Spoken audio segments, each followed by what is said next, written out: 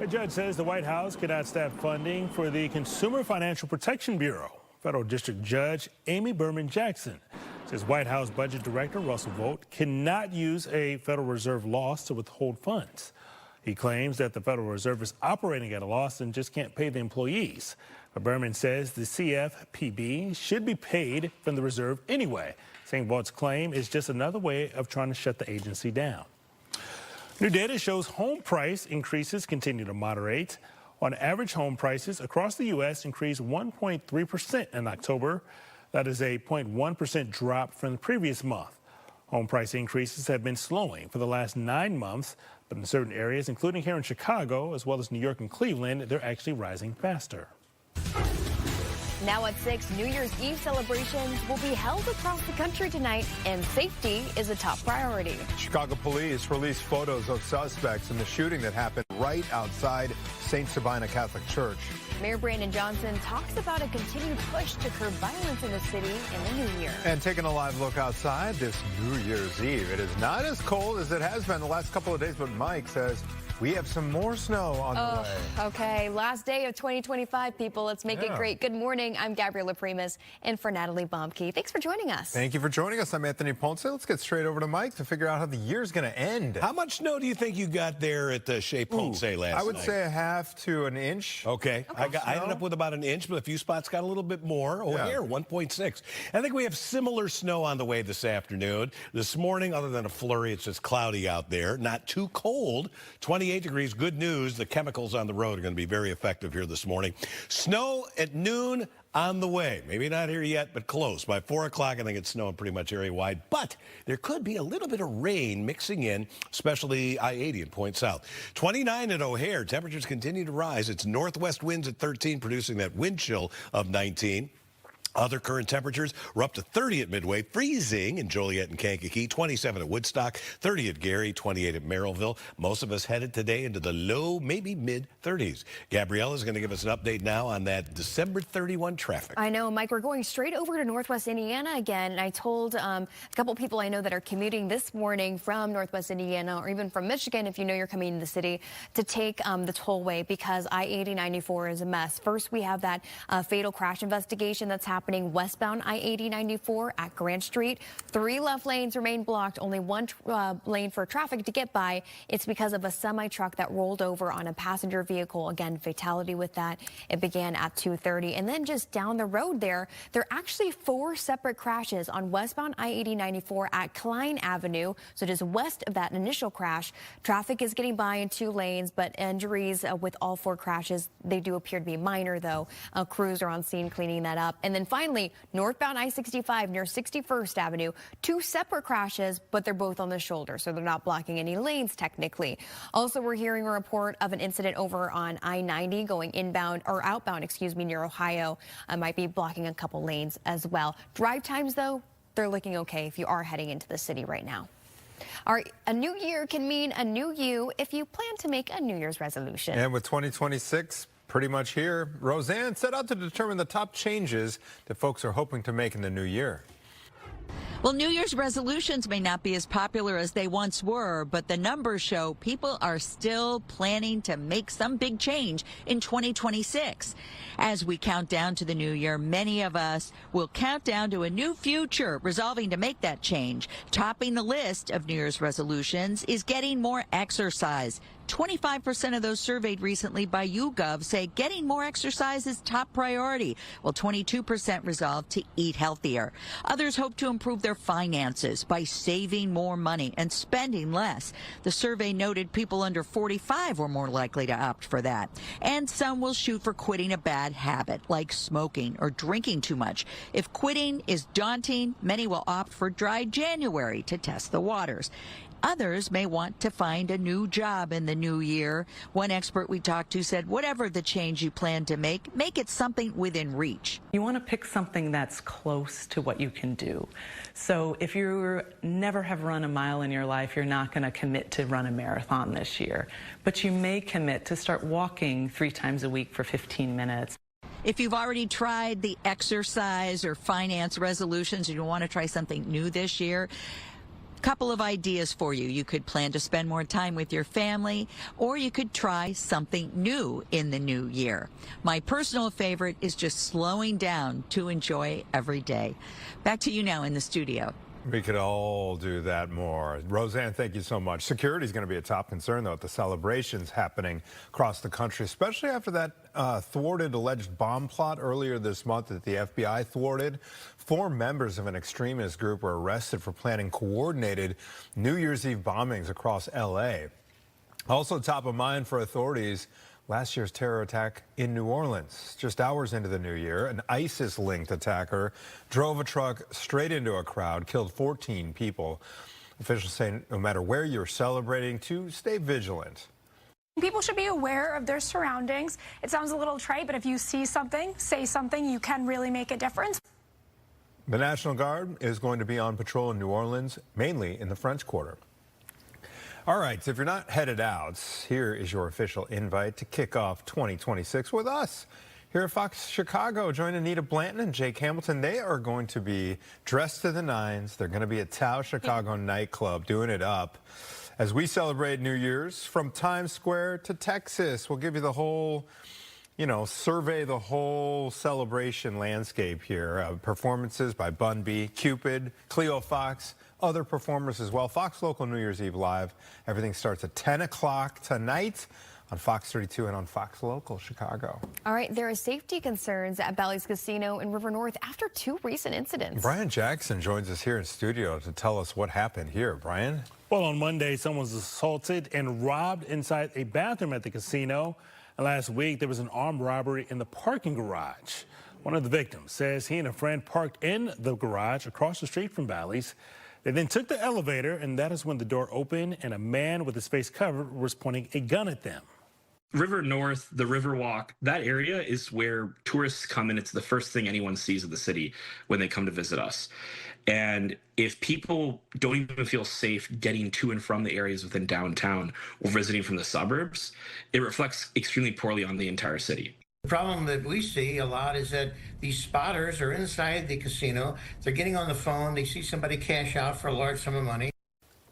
Security experts say it is important to make sure to limit your distractions and always be aware of your surroundings, and also be prepared to call for help if you are in trouble. Good advice. Thank you, Brian. Chicago police need your help to find 2 suspects in connection to that shooting outside St. Sabina. Here's a look at them in their vehicle. The shooting happened outside of the Auburn Gresham Church during an adult basketball game on Sunday, sending 3 people to the hospital. Chicago police say it started with an argument inside the gym.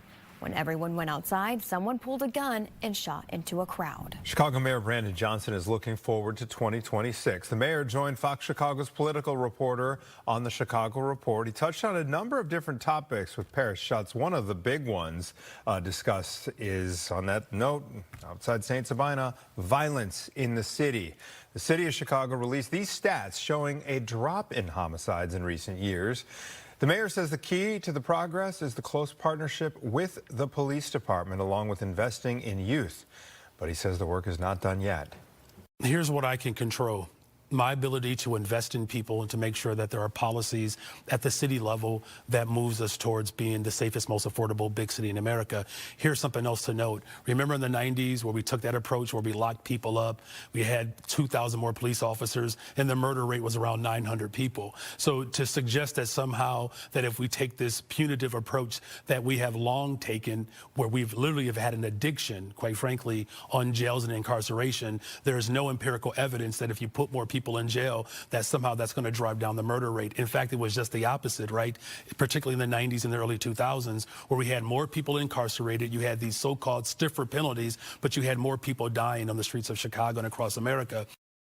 It's okay to see that full conversation. It's a great one. You can visit our website, fox32chicago.com. Health officials in Cook County are seeing a jump in flu cases. According to public health data, suburban Cook County saw a jump in flu activity from low to high during the week of December 14th through the 20th. Health officials say emergency room visits have nearly tripled. For children, emergency room visits for the flu are twice as high compared to this time last year. 5 states, including Indiana, they're putting new restrictions on SNAP in place. They start tomorrow, and these new rules will limit SNAP from being used on things like candy and soda, junk food. It'll affect 1.4 million people. At least 13 other states are expected to enact similar changes later in 2026. This move comes as the Trump administration is urging states to scrap food seen as unhealthy from the federal program. All right, 6:08 now. Mike Kaplan, you're saying leave those short skirts at home. I always do. Yeah. We know it's underneath your pants here. You just don't want to show those legs. Right. I know. Look, it's going to be cold tonight for folks that are out there reveling. But during daylight hours, we may actually get a little bit above freezing. So not as cold as it was yesterday when the snow was falling. But we have more snow coming in here. I think the snow is going to be gone, though, for most of our evening plans. This is an afternoon swipe of maybe another inch of snow. So, if you can get away with it, maybe wait to clear off the driveway if you can, because otherwise you're going to have to do it again here late this afternoon. 30 right now at Midway and Aurora, 28 at Waukegan. Look at the spots that are freezing now. Morris, Joliet, LaSalle, Peru with a 33. We've got 30 at Gary and Michigan City, and I think almost area-wide, we're going to get to at least 32 degrees for the high today. Now, compared with 6 a.m. yesterday, it's about a 20-degree bump upward. We're 20 degrees warmer at the lakefront, Midway, Joliet, 21 degrees warmer in Woodstock than just 24 hours ago. When I show that map tomorrow, it's going to be all negative numbers compared with 24 hours previous.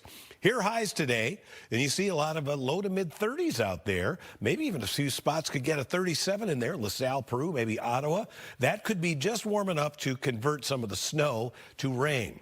Tonight, though, it gets cold, dropping down close to 10 degrees. Farther north and west you are, the more likely you are to see single digits by daybreak tomorrow. We'll time the arrival of the snow and talk about the new forecast for the amount of snow. It just updated, and it's in line with my thinking. Excellent. Okay, thank you, Mike. The Trump administration is now taking action against the state of Minnesota after accusations of fraud schemes. We'll tell you all about it when we come back. At Postman Law.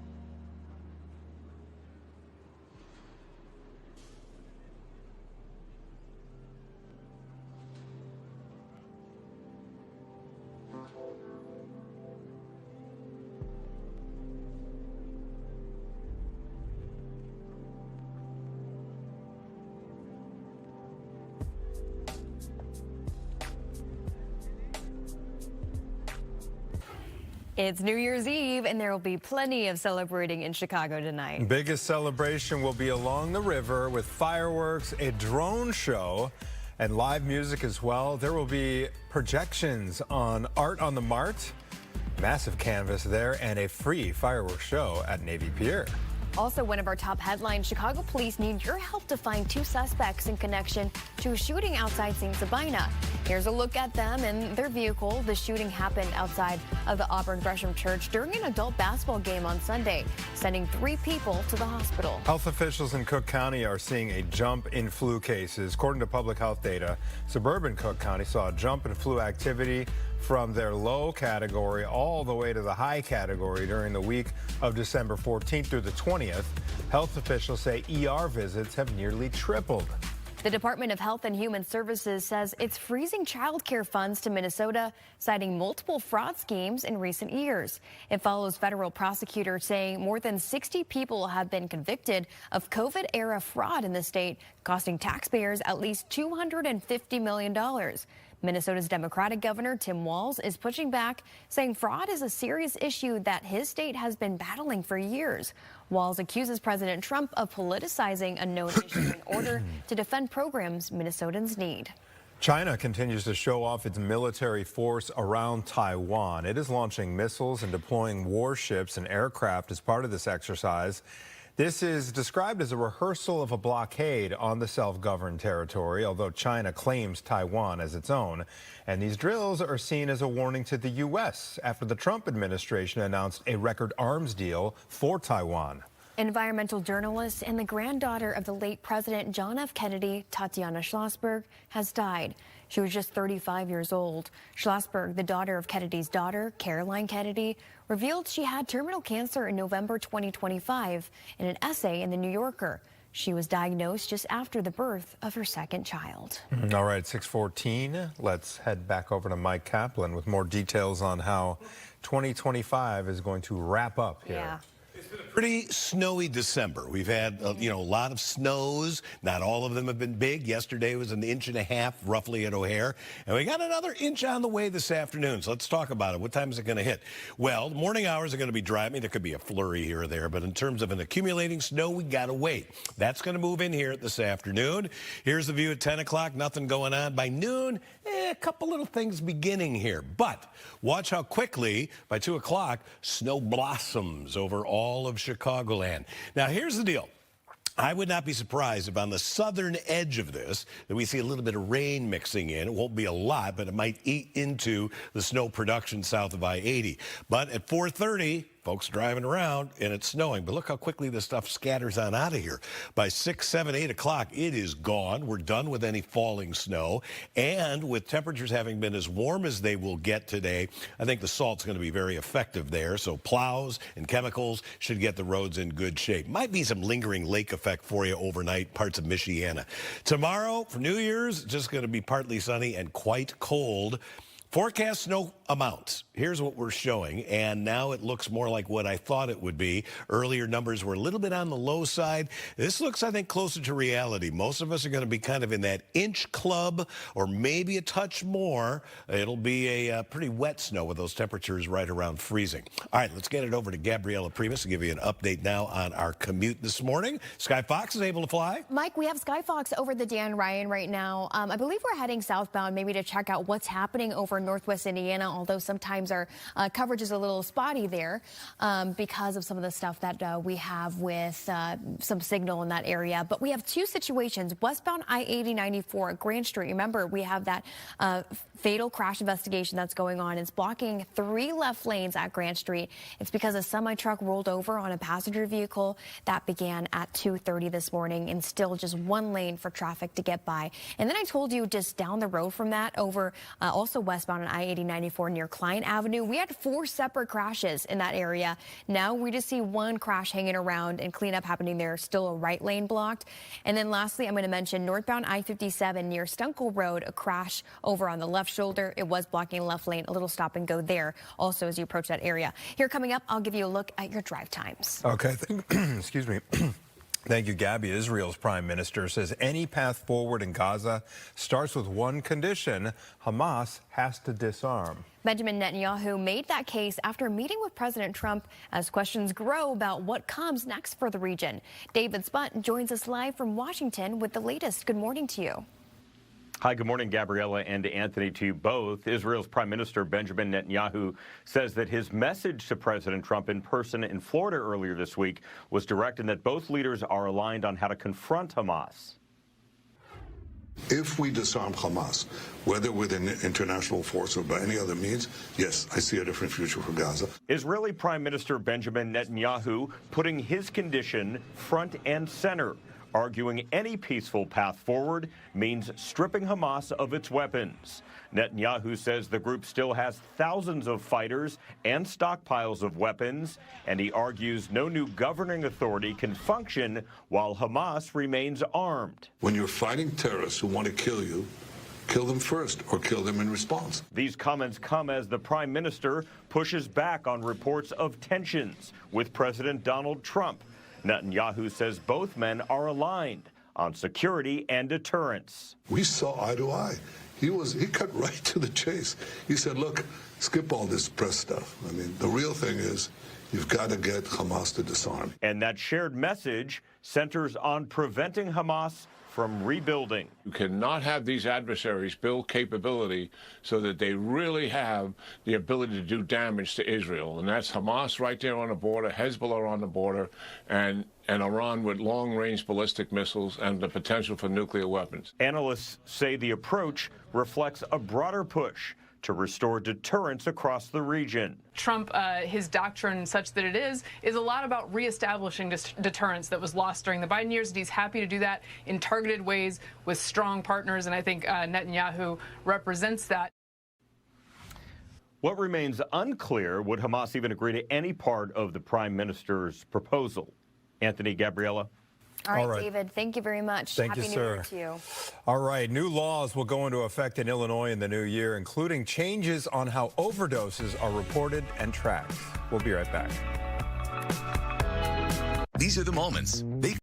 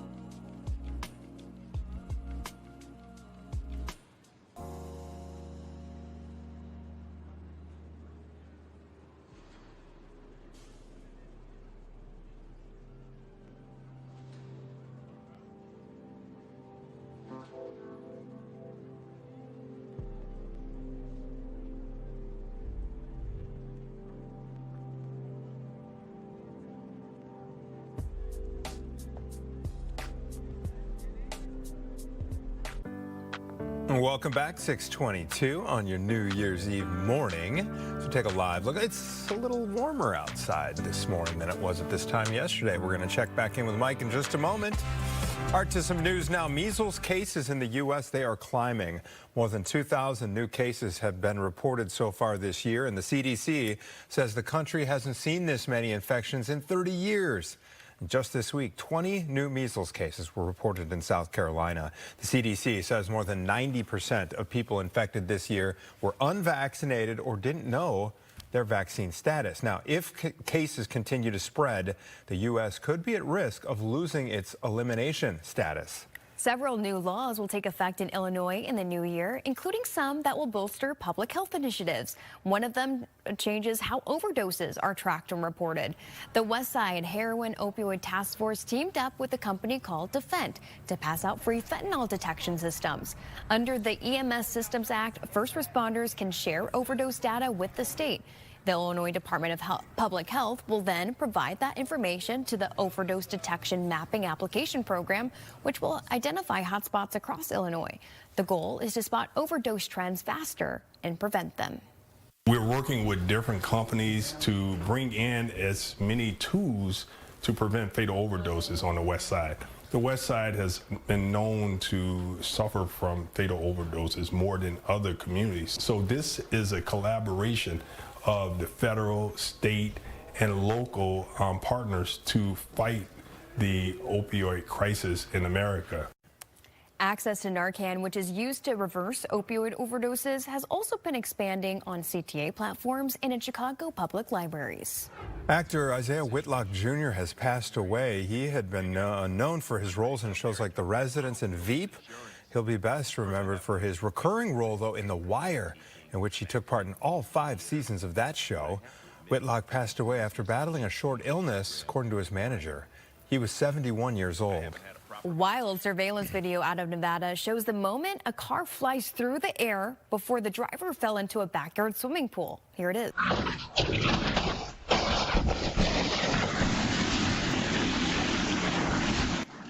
Whoa. Police say the suspected drunk driver blew through a wall, went airborne, and hit the roof of a pool house. The homeowner heard the crash and ran outside to find a woman floating in his pool. Amazingly, the driver's going to be okay. That's unbelievable. So she fell out of the car right into the pool. That is wow. Remarkable that she's okay. She's got to count her blessings. Oh my gosh. Guardian angel up there. Okay, it's being called one of Germany's biggest heists ever. Police say a group of men drilled a hole into a bank vault, ransacking between $10 and $100 million worth of property. Nearly 3,000 customers had their prized possessions stolen. Hundreds of confused customers were outside the bank yesterday after finding out the thieves broke into their safety deposit boxes, and guess what? No arrests have been made. Okay, well, here's a more positive story for us. It was another successful year for the Salvation Army of North and Central Illinois. The organization released data of just how many families it helped this past year. It reports an estimated 50% increase in demand for social services. The division served more than 731,000 people, 675,000 meals, and 173,000 nights of emergency shelter. It's also given away nearly $300,000 in toys and gifts. Final preparations are underway for the ball drop in Times Square, the 9th and newest iteration of the ball, the Constellation Ball. It's its largest yet. It measures 12.5 feet in diameter and weighing more than 12,000 pounds. Yesterday, crews pulled off a successful test run of the drop. Now the city is doing its final security checks before more than 1 million people pack Times Square. All right, stage is set there. A town in Wisconsin celebrates the new year with a giant cheese drop. This is kind of more my own wheelhouse here. This takes place in Plymouth. That's the cheese capital of the world. This will be the 18th year of this quirky celebration. It's hosted by Sartori Cheese. The event started back in 2007. It's since welcomed thousands of visitors both in and out of Wisconsin. And people get a complimentary cheese tasting all night. Okay, so as though that's what makes it worth it. Anthony. It's a win. How could you not have fun with a complimentary cheese How about a little bit tasting? of wine, too, to go with that cheese? There you go. Mike, have you attended that in person? No. I know you're closer to that direction than yes, we be up in Door County a lot, which isn't that far from Plymouth. And Gabriella, of course, worked in Green Bay for a while. But I've not attended the cheese drop there. That looks intriguing. Next year. Next year. Let's all go. All right, we have some snow on the way again, and it looks like about 1 inch for most of Chicagoland. And then I can assure you there'll be no additional snowfall for the rest of the year. I know I'm going way out on a limb with this forecast coming right now. We have how.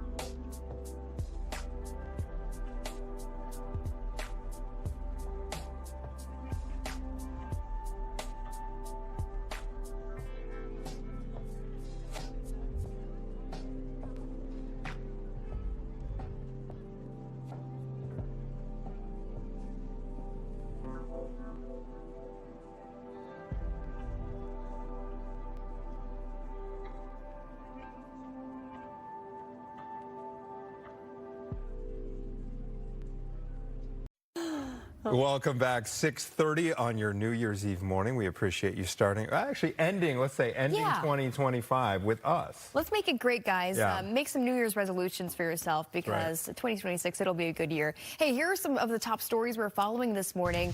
New Year's Eve celebrations will be held across the country tonight, and safety is a top priority. Chicago police released photos of the suspects in the shooting that happened right outside St. Sabina. Mayor Brandon Johnson talks about continued push to curb violence in the city in the new year. All right, before we get to those stories, let's send it over to Mike Kaplan as we take a live look outside over Chicago. Warmer outside. It was actually kind of pleasantly, Not bad. you know, to me, sometimes the difference between 15 and 25, like I don't register it in my head, but then when I go outside and actually feel the difference, it did feel a little bit better today. Not too shabby out there. Anthony, I don't know if you're aware of this, but Gabriella gets very emotional about New Year's. I do. So we just like start singing Old Lang Syne and make you cry. Don't even mention it. All right. Whatever you're doing, if you're going to be outside at all, weather is going to impact your plans, at least to some extent. Not so much this morning. I think the roads are in really good shape, other than a few accidents, which Gabby will let you know about. But snow is returning this afternoon, and it looks like generally an inch or so across the area. Some rain is possible mixing in, especially in the south suburbs. Then it turns blustery and colder tonight. Lows will drop into the teens, and wind chills will be close to zero right at midnight. These are the current temperatures. To Anthony's point, we got 30 at Aurora, Midway, close to Midway anyway. 30 at Gary, 32 at Kankakee. Joliet's right at freezing. Woodstock and Waukegan with 28 degrees. Highs today, I've got us hitting 34 today, and it will be just warm enough, especially in some southern portions of Chicagoland, to maybe get a little bit of a mix of rain and snow here this afternoon. Timing the arrival and departure of that snow, and we'll talk about the amounts a little bit, but right now, let's see what kind of commute you're seeing. Oh, that's kind of a, is that actually from Sky Fox, or is that one of our Yes, this is Sky Fox. I don't mean to trick you here, Mike. That's cool. That's a great shot. And it says Happy New Year there on the Blue Cross Blue Shield building. And they're giving us a wider look at Grant Park. Yeah, you can see the Museum of Science and Industry still has that green and red lights for Christmas. Traffic moving okay here on DuSable Lakeshore Drive, both going northbound and southbound. We know that's going to be likely busy tonight. Please be careful. A lot of traffic anticipated, obviously, for the New Year's Eve celebrations that are going on right now. Franklin Street in the Loop is closed between Lake Street and Wacker Drive. You're going to see more closures, of course, as we get closer to midnight tonight. Also, know that I-65 or I-8094, excuse me, is still a mess over Northwest Indiana. We still have that fatal crash investigation happening on the westbound side at near Klein Street. So please be careful with that. But let's take a look at your drive time. It's 20 minutes on the Dan Ryan from 95th to the Byrne Interchange, 25 minutes on the Stevenson, and on the Eisenhower, 25 minutes as well on the Kennedy from O'Hare to downtown. As we continue to count down New Year, many of us are making resolutions for 2026. Roseanne is out in the city hearing about some of the changes people are hoping to make in the new year. As she joins us now, it looks like you are indoors at this point, Roseanne, which is way better to talk about resolutions. Where are you, and what are you hearing from folks? Yeah, absolutely. Well, first of all, they are so easy to make, but much harder to keep. That doesn't stop many of us, though, from making New Year's resolutions, hoping for that change in 2026. So where were we going to find people on what is basically a holiday in the city? We came to Lou Mitchell's because there are always people here in the morning. It turns out some of the customers are a little shy today, so I'm going to talk to Audrey, and Audrey's dying to show off these new donuts, by the way. So we sidebar with the new Bears donut. There we go. They're ready to go. Oh, I love it. Those look amazing. So, Audrey, we were chatting about New Year's resolutions. What would you like to do differently in the new year? To wake up feeling refreshed every day, always being positive and getting through the day, feeling good by the end. Being positive. You know, I love that as a New Year's resolution. I thought for myself, being kinder. I think I'm a kind person, but I think we could all be a little kinder to people. And it's interesting because we were talking about, Lou Malnati's didn't used to be open on New Year's Day. Lou Mitchell's, but they are now. And so tell us when that change happened. So I believe it started over 11 years ago. We decided one day to try New Year's Day and see how it would work out. And it was pretty overwhelming. We were very busy. The phone never stopped ringing. And so once that happened one year, we decided just to go with it every New Year's Day, and it's been very successful for us. Okay, yeah, now New Year's Day, you're getting slammed, and I bet you have some funny stories because a lot of those people probably haven't been home yet. Oh, absolutely. So sometimes they're outside the door before we even walk in. Not probably in the condition they were in when they left the house before New Year's Eve. But we have a lot of people in here as early as 6 o'clock in the morning to start the day. We do open a little bit later, though. We open the doors at 8 o'clock on New Year's Day. Hopefully give people a little chance to sober up or, but be really hungry and ready to go. Show off our new Bears donuts because we have a lot of confidence in them. We're hoping. Yeah. That's definitely a New Year's resolution for the whole city. Yes, So right? Go Bears, right? Let's go to the Super Bowl. Yeah, kind of a New Year's wish there. But also, I was talking to George. Hey, George, can we ask you about your New Year's resolution? George is an employee here. What are you hoping for in the new year? I told you I want to try to hit it to the casino. Just make a little money? And make a lot of money and have to my family and everything. Okay, great. Well, I hope you get to spend more time with your family. He said he's had some luck at the casino before, so maybe he'll have another lucky year. So we're going to be talking to customers throughout the morning and seeing what everybody else is hoping to change in the new year. Again, will we keep those resolutions? I don't know. But, the numbers show we're still making them, hoping for something good in 2026. So I'll toss it back to you guys. All right, Roseanne, we've been waiting. What is your New Year's resolution? Do you have one? Oh, my New Year's resolution. Well, I have a couple.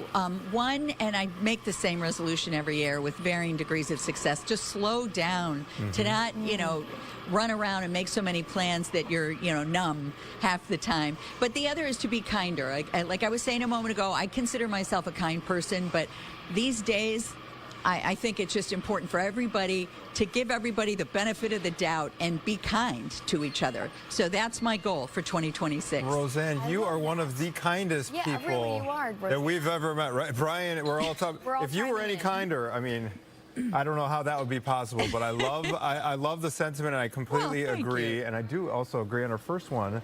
We all need to slow down. We do need to slow down.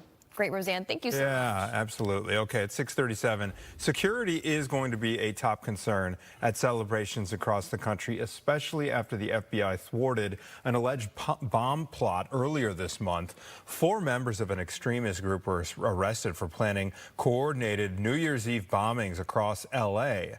Also top of mind for authorities, last year's terror attack in New Orleans, which happened just hours into the new year when an ISIS-linked attacker drove right through a crowd of folks in a truck, killed 14 people. Officials are basically saying no matter where you are celebrating, to stay vigilant. People should be aware of their surroundings. It sounds a little trite, but if you see something, say something, you can really make a difference. The National Guard is going to be on patrol in New Orleans, mainly in the French Quarter. Here locally, there are safety concerns at Bally's Casino in River North after 2 recent incidents. Yes, Brian Jackson here in studio with the latest on what happened at Bally's. Brian? Well, on Monday, someone was assaulted and robbed inside a bathroom at the casino. And last week, there was an armed robbery in the parking garage. One of the victims says that he and a friend parked in the garage across the street from Bally's. They then took the elevator, and when the door opened, a man with his face covered was pointing a gun at them. River North, the Riverwalk, that area is where tourists come, and it's the first thing anyone sees of the city when they come to visit us. And if people don't even feel safe getting to and from the areas within downtown or visiting from the suburbs, it reflects extremely poorly on the entire city. The problem that we see a lot is that these spotters are inside the casino. They're getting on the phone. They see somebody cash out for a large sum of money. Security experts say it is important to limit your distractions. Also, always be aware of your surroundings and be prepared to call for help if you're ever in danger. All right, thank you, Brian. Appreciate it. Chicago police need your help to find 2 suspects in connection to a shooting outside St. Sabina. Here's a look at them in their vehicle. The shooting happened outside of the Auburn Gresham Church during an adult basketball game on Sunday, sending 3 people to the hospital. Chicago police say it started with an argument inside the gym. When everyone went outside, someone pulled a gun and shot into a crowd. Chicago Mayor Brandon Johnson looking forward to 2026. The mayor joined Fox Chicago's political reporter Paris Schutz on the Chicago Report, touched on a number of different topics, but one of the big ones, violence in the city. The city of Chicago released these stats showing the drop in homicides in recent years. The mayor says the key to the progress, close partnership with the Chicago Police Department, along with investing in youth. But he told Paris the work is far from over. Here's what I can control. My ability to invest in people and to make sure that there are policies at the city level that moves us towards being the safest, most affordable big city in America. Here's something else to note. Remember in the 90s where we took that approach where we locked people up, we had 2,000 more police officers, and the murder rate was around 900 people. So to suggest that somehow that if we take this punitive approach that we have long taken, where we've literally have had an addiction, quite frankly, on jails and incarceration, there is no empirical evidence that if you put more people in jail, that somehow that's going to drive down the murder rate. In fact, it was just the opposite, right? Particularly in the 90s and the early 2000s, where we had more people incarcerated. You had these so-called stiffer penalties, but you had more people dying on the streets of Chicago and across America. To see that full conversation between Mayor Johnson and Paris Schutz, visit our website, fox32chicago.com. Health officials in Cook County are seeing a jump in flu cases. According to public health data, suburban Cook County saw a jump in flu activity from low to high during the week of December 14th through the 20th. Health officials say emergency room visits have nearly tripled. For children, emergency room visits for the flu are twice as high compared to this time last year. 5 states, including Indiana, are putting new SNAP restrictions in place starting tomorrow. These new rules will limit SNAP from being used on junk food, things like candy, soda. It'll affect 1.4 million people. At least 13 other states are expected to enact similar changes in 2026. Later in the year, however. The move comes as the Trump administration is urging states to scrap foods seen as unhealthy from the federal program.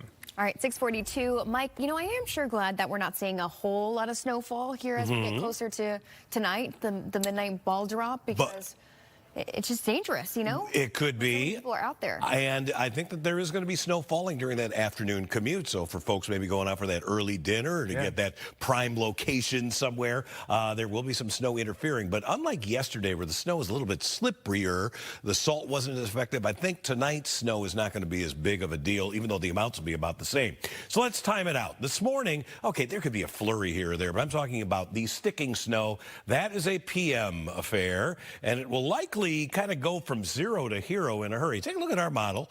At noon, hardly anything happening. Watch what happens between noon and 2 o'clock. The snow expands, covering pretty much all of Chicagoland. I would not be surprised, however, and you can see just a little taste of it there at the bottom of our screen. I bet there's a little bit of rain coming up farther north, certainly into the Kankakee and Illinois River valleys, and maybe as far north as I-80. Some rain mixing in, and if you don't get rain, it's going to be kind of a wet snowflake sort of a deal. But that snow lasts for a few hours, and by the time we get to about 6, 7 o'clock, bye-bye. The falling snow is done. I think the crews will be out getting the roads in good shape. So you're going to be able to get where you need to be, but there might be some delays, especially during that kind of 4 to 6 p.m. time frame when the snow should be falling at a pretty good clip. All in all, I'm looking at about an inch in most areas, 34 for the high. Winds are going to pick up, and tonight's going to be blustery even as skies begin to clear. Any falling snow is over shortly after the sun sets. Let's say maybe around 6, 7 o'clock. We'll get a low of 10. When you're reveling in the new year, if you're outside at midnight, we'll have wind chills close to 0. Tomorrow's high 22, 28 Friday. Then I think we'll tag freezing on Saturday, 35 Sunday. Good weather for the Bears game. Then a pair of 40s on the way to start next week. Anthony? Ooh, pair of 40s. All right. Thank you, Mike. Appreciate it. We got plenty more to get to here on Good Day Chicago. An NFL star wide receiver is facing charges after allegedly attacking his private chef. The search resumes, meantime, for a flight that vanished nearly 12 years ago, and a dramatic bank heist in Germany, how thieves gained access to a vault. We will have all that and more coming up.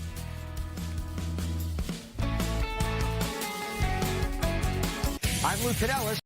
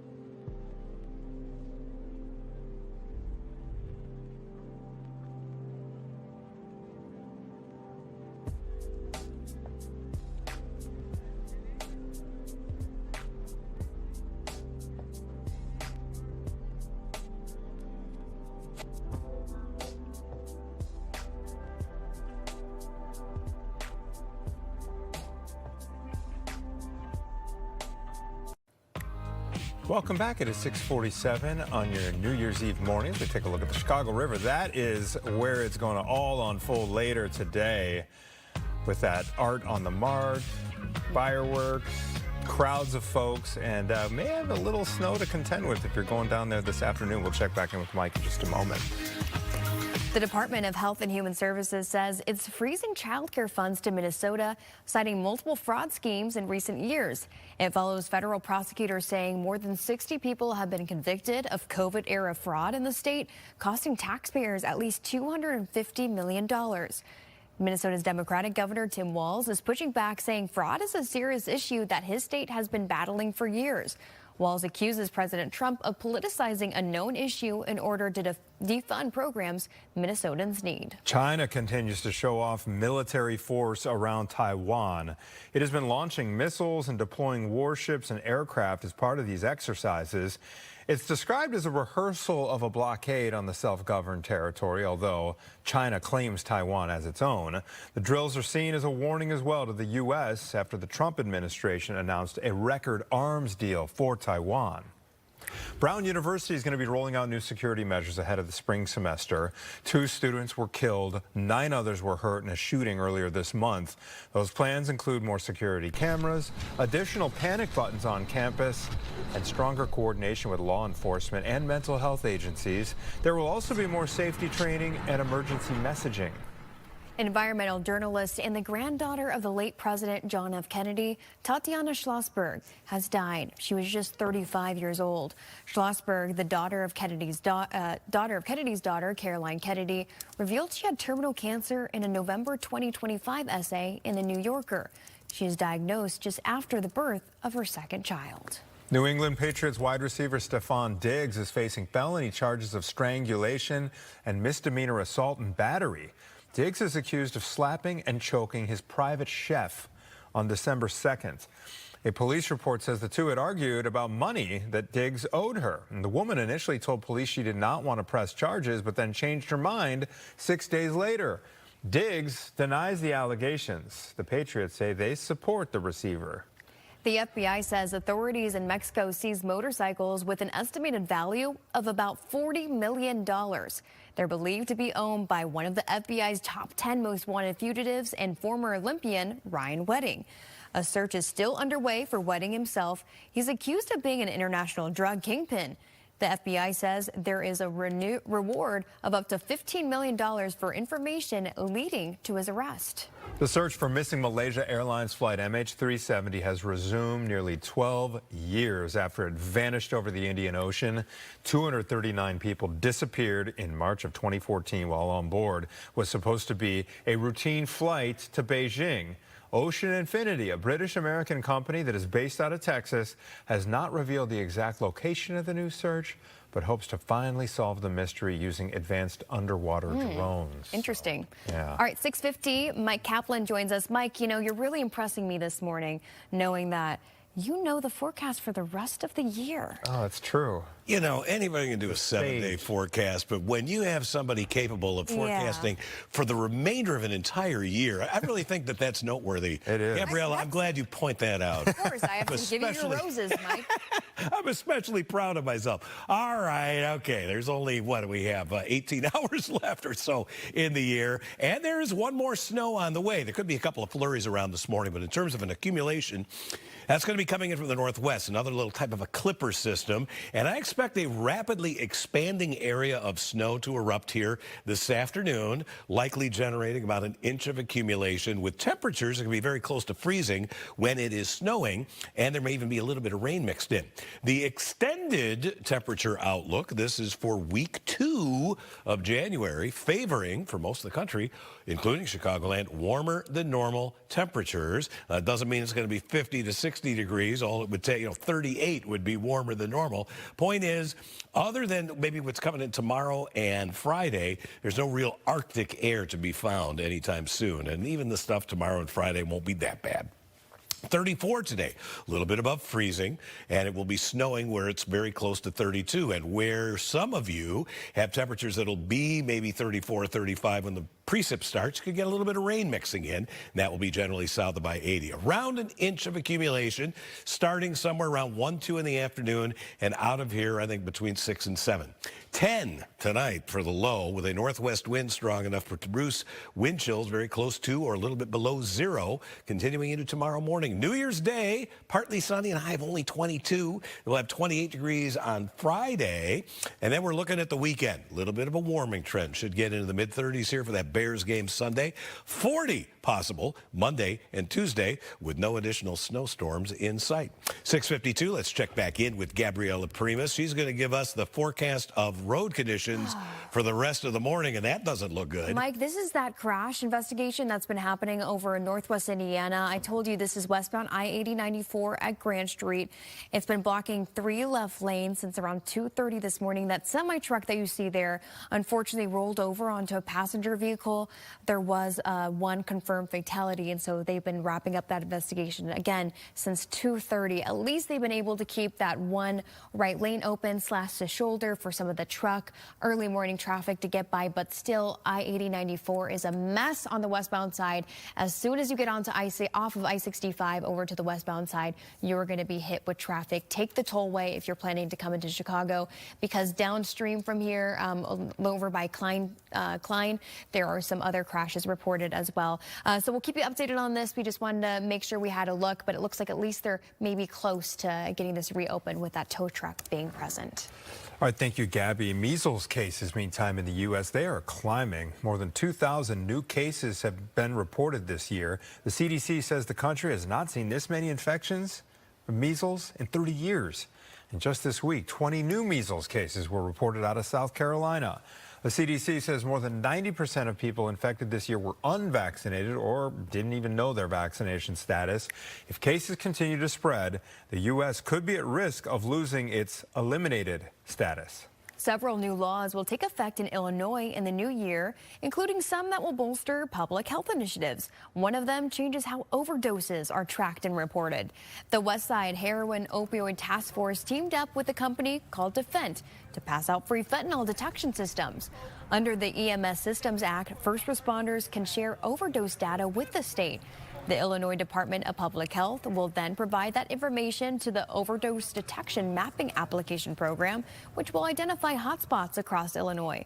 The goal is to spot overdose trends faster and prevent them. We're working with different companies to bring in as many tools to prevent fatal overdoses on the West Side. The West Side has been known to suffer from fatal overdoses more than other communities. So this is a collaboration of the federal, state, and local partners to fight the opioid crisis in America.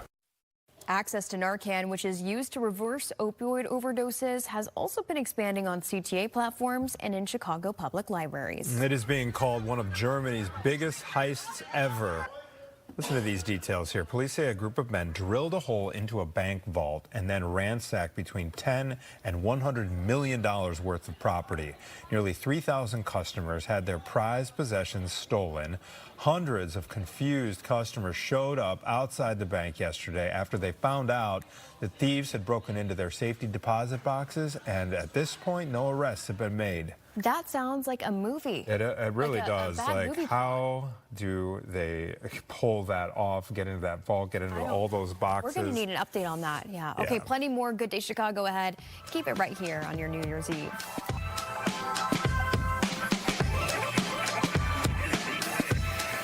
This show's all about homers. Get locked.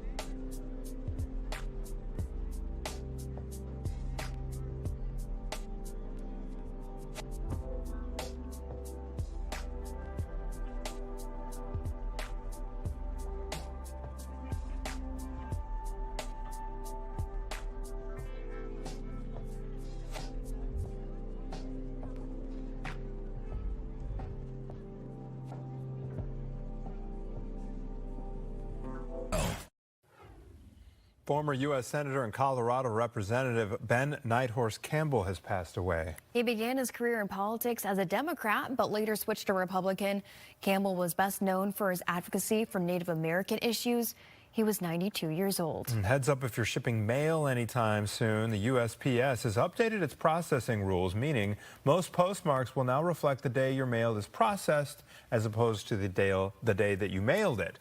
USPS says most postmarks are applied at large processing facilities, and it could take your mail a few days to get to that facility. You might start seeing fewer Starbucks shops around. After decades of constant growth, the chain is now shrinking its presence in major U.S. cities. Starbucks plans to close about 400 locations, mostly in large metro areas. It has already closed dozens of storefronts, including 42 shops in New York City alone. That's due to rising competition, remote work, and higher costs. Good Day Chicago at 7 starts now.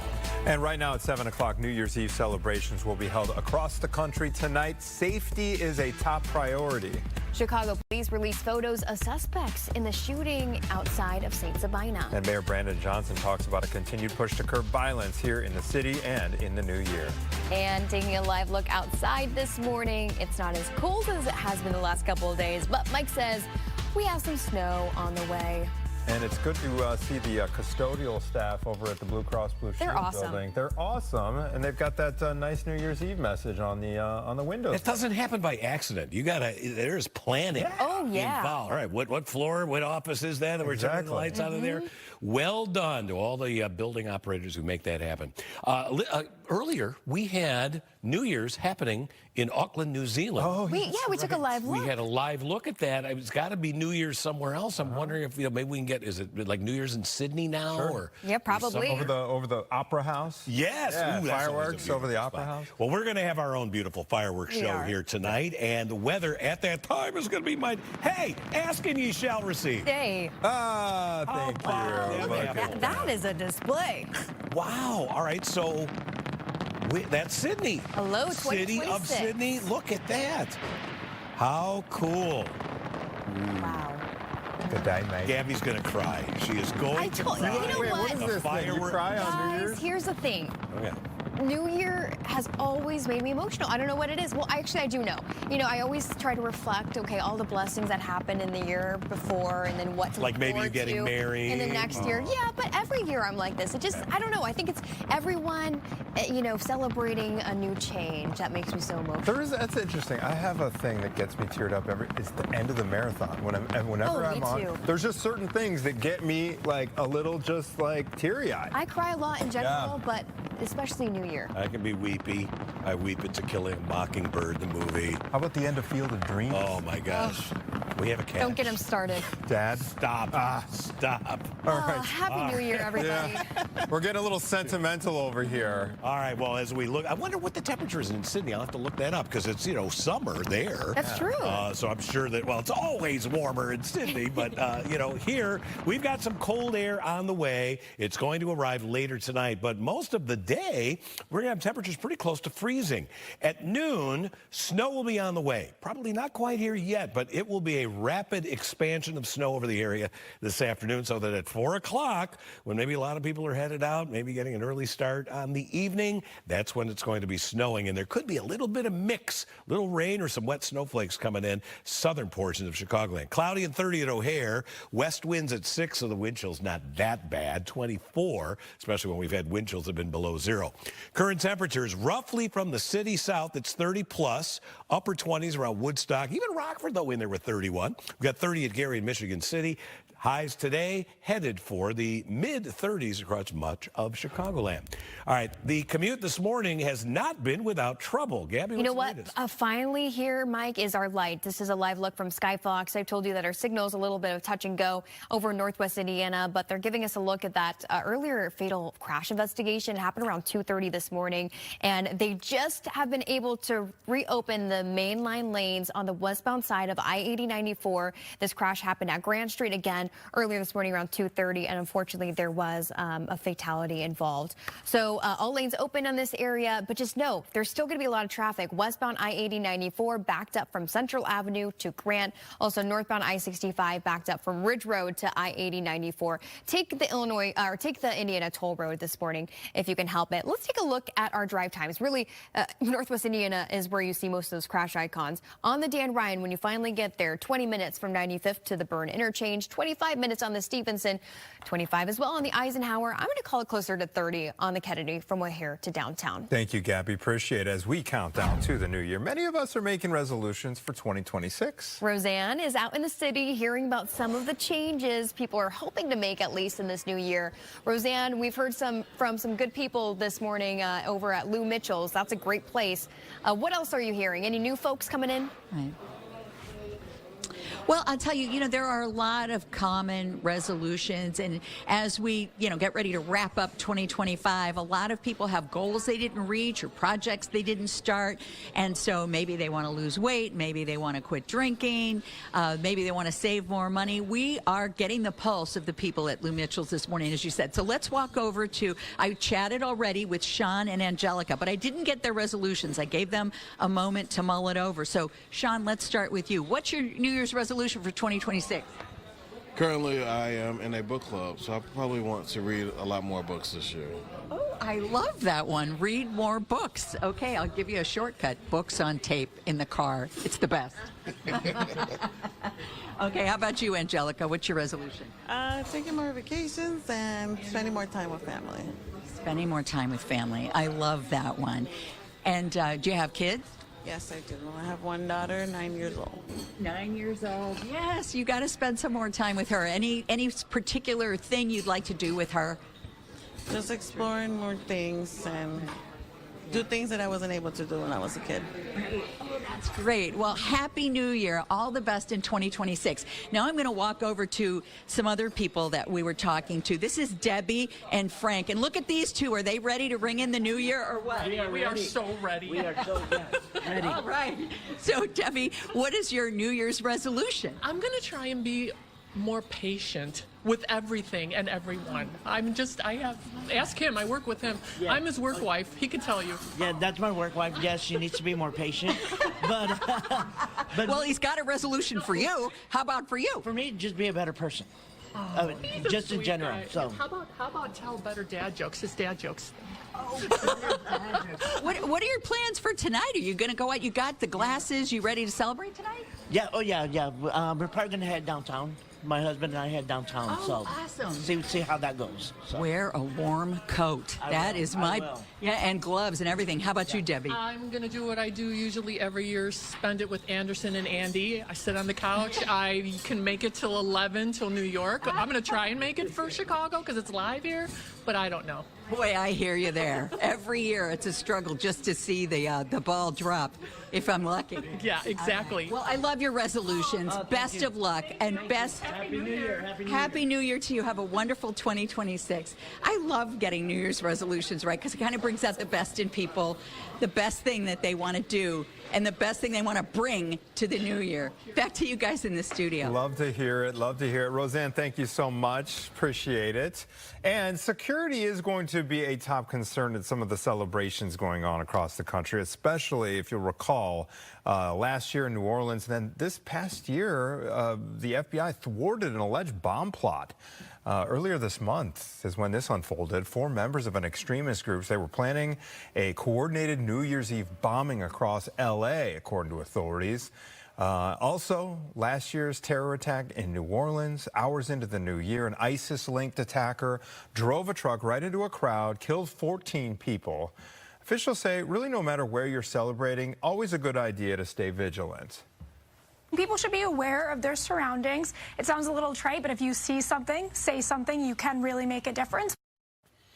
The National Guard is going to be on patrol in New Orleans, mainly in the French Quarter. And here locally, there are safety concerns at Bally's Casino in River North after 2 recent incidents there. Brian Jackson here in studio with the latest on what happened here. Brian? On Monday, someone was assaulted and then robbed inside of a bathroom at the casino. Last week, there was an armed robbery that took place in the parking garage. One of the victims says that he and a friend parked in the garage across the street from Bally's. When they took the elevator and the door opened, they were met with a man with his face covered who was pointing a gun at them. River North, the Riverwalk, that area is where tourists come, and it's the first thing anyone sees of the city when they come to visit us.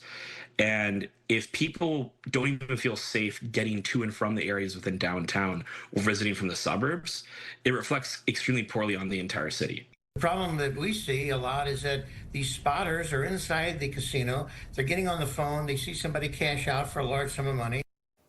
Security experts say it is important to limit your distractions, always be aware of your surroundings, and be prepared to call for help if you're ever in danger. Gabriella? Thank you, Brian. Chicago police need your help to find two suspects in connection to that shooting outside St. Sabina. Here's a look at them and their vehicle. The shooting happened outside of the Auburn Gresham Church during an adult basketball game on Sunday, sending 3 people to the hospital. Chicago police say it started with an argument inside the gym. When everyone went outside, someone pulled a gun and shot into a crowd. Chicago Mayor Brandon Johnson is looking forward to the new year. Mayor joining Fox Chicago's political reporter Paris Schutz on the Chicago Report, and he touched on a number of different topics with Paris. One of the big ones, violence in the city. City of Chicago did release these stats. It does show a drop in homicides in recent years. And the mayor says the key to that progress was the close partnership the city has with the Chicago Police Department, along with investing in Chicago area youth. But he says the work is far from being over. Here's what I can control. My ability to invest in people and to make sure that there are policies at the city level that moves us towards being the safest, most affordable big city in America. Here's something else to note. Remember in the 90s where we took that approach where we locked people up, we had 2,000 more police officers, and the murder rate was around 900 people. So to suggest that somehow that if we take this punitive approach that we have long taken, where we've literally have had an addiction, quite frankly, on jails and incarceration, there is no empirical evidence that if you put more people in jail, that somehow that's going to drive down the murder rate. In fact, it was just the opposite, right? Particularly in the 90s and the early 2000s, where we had more people incarcerated. You had these so-called stiffer penalties, but you had more people dying on the streets of Chicago and across America. All right, to see that full conversation, you can visit our website, fox32chicago.com.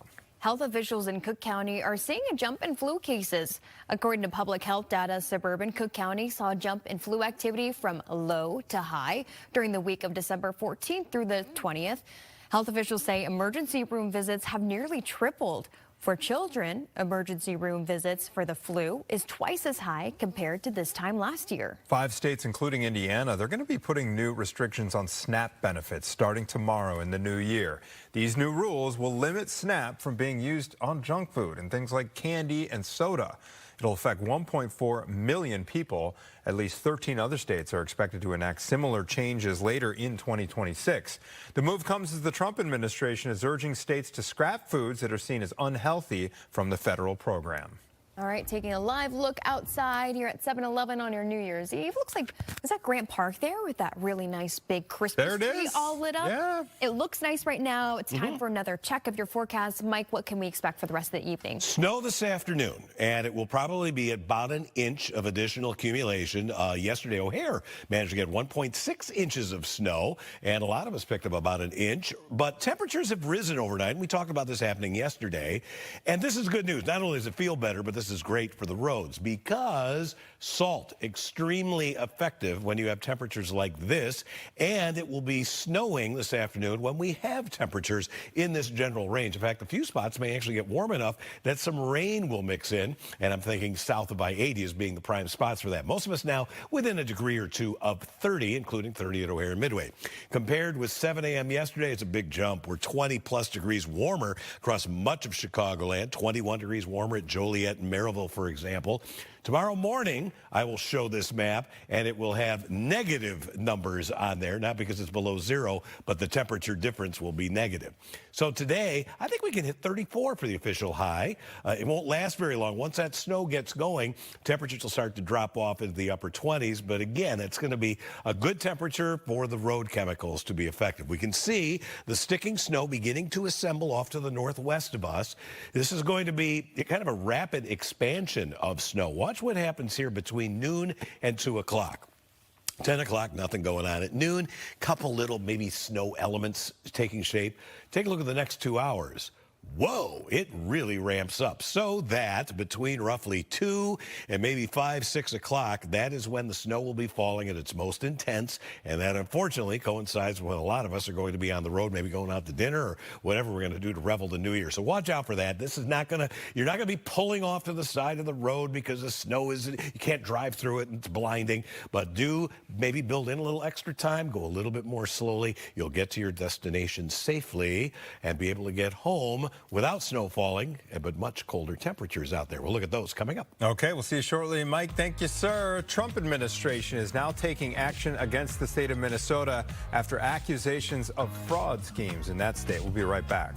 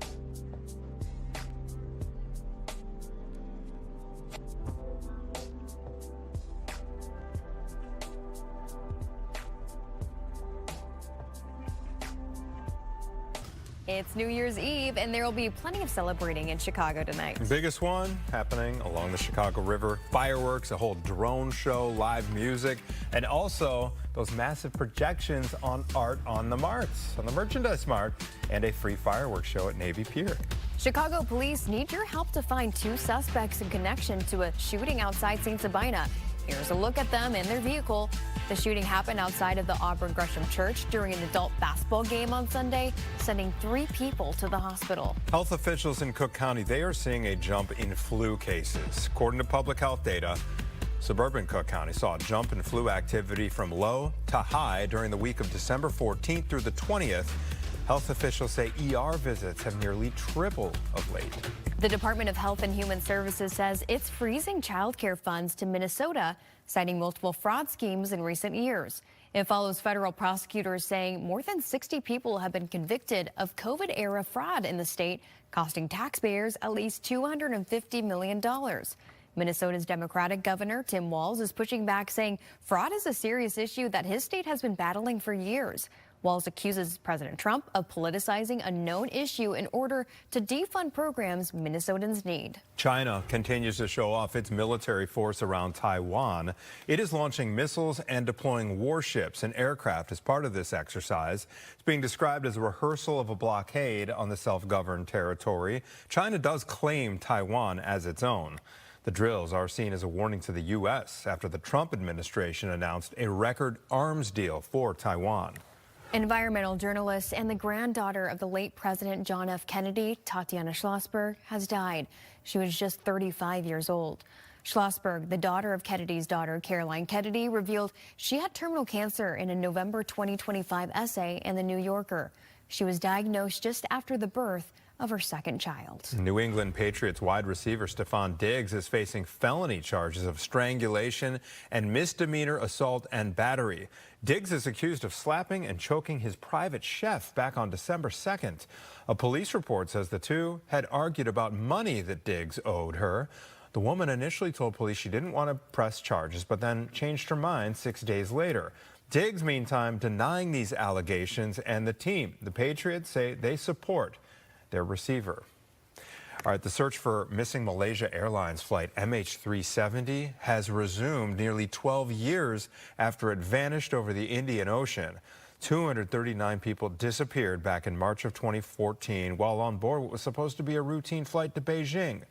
Ocean Infinity, which is a British-American company based out of Texas, has not revealed the exact location of the new search. They are leading this search, but hopes to finally solve the mystery using their advanced underwater drones.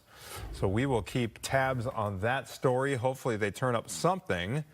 And that, Mike Kaplan, is where it is all unfolding later tonight. The Chicago River, Art on the Mart. Yes. Well, and I have never actually seen a live drone show. I've only seen footage. They look so incredible. Yeah. It's amazing what can be done with them. Computers guiding them exactly where they need to go with the different colored lights should be spectacular. Weather-wise, the snow will be over when we're ringing into New Year, but we are going to get some snow here, especially this afternoon. It'll be a few hours worth. I think most of us are going to get maybe another inch on top of what came down yesterday, which in some places was a little bit of an overachiever. Even at O'Hare, 1.6. I would have thought 1 inch would be doing it. There's the system. Doesn't look like much, but it's going to zip in here this afternoon, and it's one of these, clipper type of storms. Doesn't have a lot of moisture to work with, but it does have some good upper level support, and that's going to lead to this, a rapid blossoming of the snow area here this afternoon, and that will continue into the evening commute. This is at 4:30, but you can already see between about 6 and 7, this stuff falls apart, moves out of here, and we're done with the falling snow. And because temperatures will still be pretty close to freezing, the salt is going to be very, very effective at breaking that down and should be a pretty decent commute after that snow falls. But if you're driving around between, 2 o'clock and 6 o'clock, you're going to see snow. How much will fall? This is our Weather Authority Futurecast model, and it is advertising about 1 inch of accumulation pretty much area-wide. A little bit less southwest where there could be some rain mixing in. So today we'll hit 34, winds will pick up, and we'll get some snow here this afternoon. Tonight, any snow ends early, just cold after that as skies clear out. Wind chills by the time it's midnight, very close to 0. Tomorrow, high of only 22, then 28 on Friday, warming up a little bit. I got a pair of 40s on the way Monday and Tuesday. Sky Fox is flying over an expressway. Gabriella, where are we? This is one that you're familiar with, Mike Kaplan, and many of us here, the Kennedy Expressway, and traffic's moving pretty smooth on the outbound and inbound side. No incidents to report here. I'll give you your drive time in just a minute, but 2 crashes that we've been talking about all morning that have been cleared. One is westbound I-80-94 Grand Street. Unfortunately, that involved a fatality. It was an earlier semi-truck crash, and it's now over on the right shoulder, if not away all the way, but still some traffic as you approach that I-80-94 going westbound. Also, outbound on the Dan Ryan, we had an earlier crash that involved 3 vehicles near 87th. It was blocking 3 right lanes there for a while. That has been clear. Just one new crash to talk about. It's over on the Tri-State going southbound. It's south of Oakton Street, and 2 right lanes of 4 are blocked. Let's take a look at your drive times. If you are going into the city right now, it's 20 minutes on the Dan Ryan from 95th to the Byrne interchange, 25 minutes on the Stevenson and on the Eisenhower, closer to 30 minutes on the Kennedy from O'Hare to downtown, as you saw from Sky Fox. Everything looking A-OK. Anthony. All in the green. Thank you, Gabby. Appreciate it. We got plenty more to get to here on Good Day Chicago on your New Year's Eve morning. Many cities are skipping the fireworks, opting for drones for their New Year's celebrations. We're going to take a look at the plans unfolding in Las Vegas. And you might be looking to kick off the new year alcohol-free. Well, the founder of Northwest Illinois Recovery Center is going to join us. Brian's going to be speaking with him about the impact that dry January can have on the rest of your year. And it was another very successful year for the Salvation Army, everybody. How they helped families in need. That's all coming up.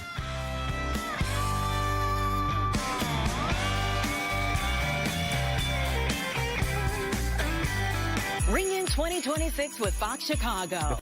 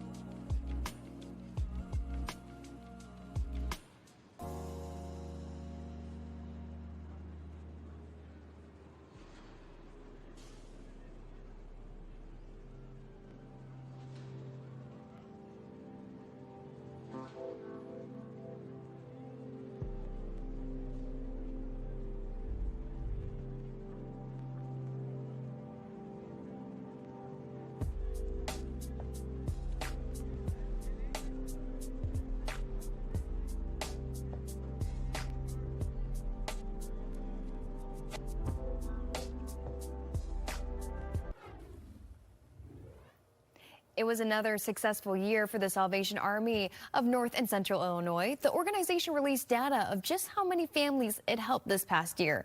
It reports an estimated 50% increase in demands for social services.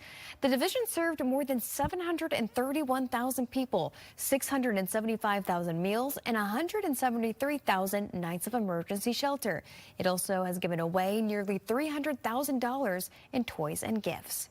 Final preparations are underway for the ball drop in Times Square. The 9th and newest iteration of the ball, the Constellation Ball, is the largest yet. It measures 12.5 feet in diameter and weighing more than 12,000 pounds. Yesterday, crews pulled off a successful test run of the drop. Now the city is doing its final security checks before more than 1 million people pack Times Square. A town in Wisconsin celebrates the new year with a giant cheese drop. This takes place every year now in Plymouth. That is the cheese capital of the world. This will be the 18th year for this celebration. It's hosted by Sartori Cheese, started back in 2007 and has since welcomed thousands of visitors, not just from Wisconsin, but from well out of state. And all the attendees, they get a complimentary cheese tasting all night. The Airbnb is booked, guys. Just tell me how many people you want to bring. We're going. We're going. I don't know what we're going to do on Good in Chicago, but yeah, we could do a remote broadcast. That's always an option. That'll work. Yeah, absolutely, right? absolutely. Thank you. I like Sartori cheese. They got like some of the different flavors. Yeah, like a Merlot flavor. Ooh, some good stuff. Yeah. All right, we have snow on the way this afternoon. Looks like about 1 inch of snow. What time will it move away? And what does the first week of 2026 look like weather-wise? I've got the answer coming up.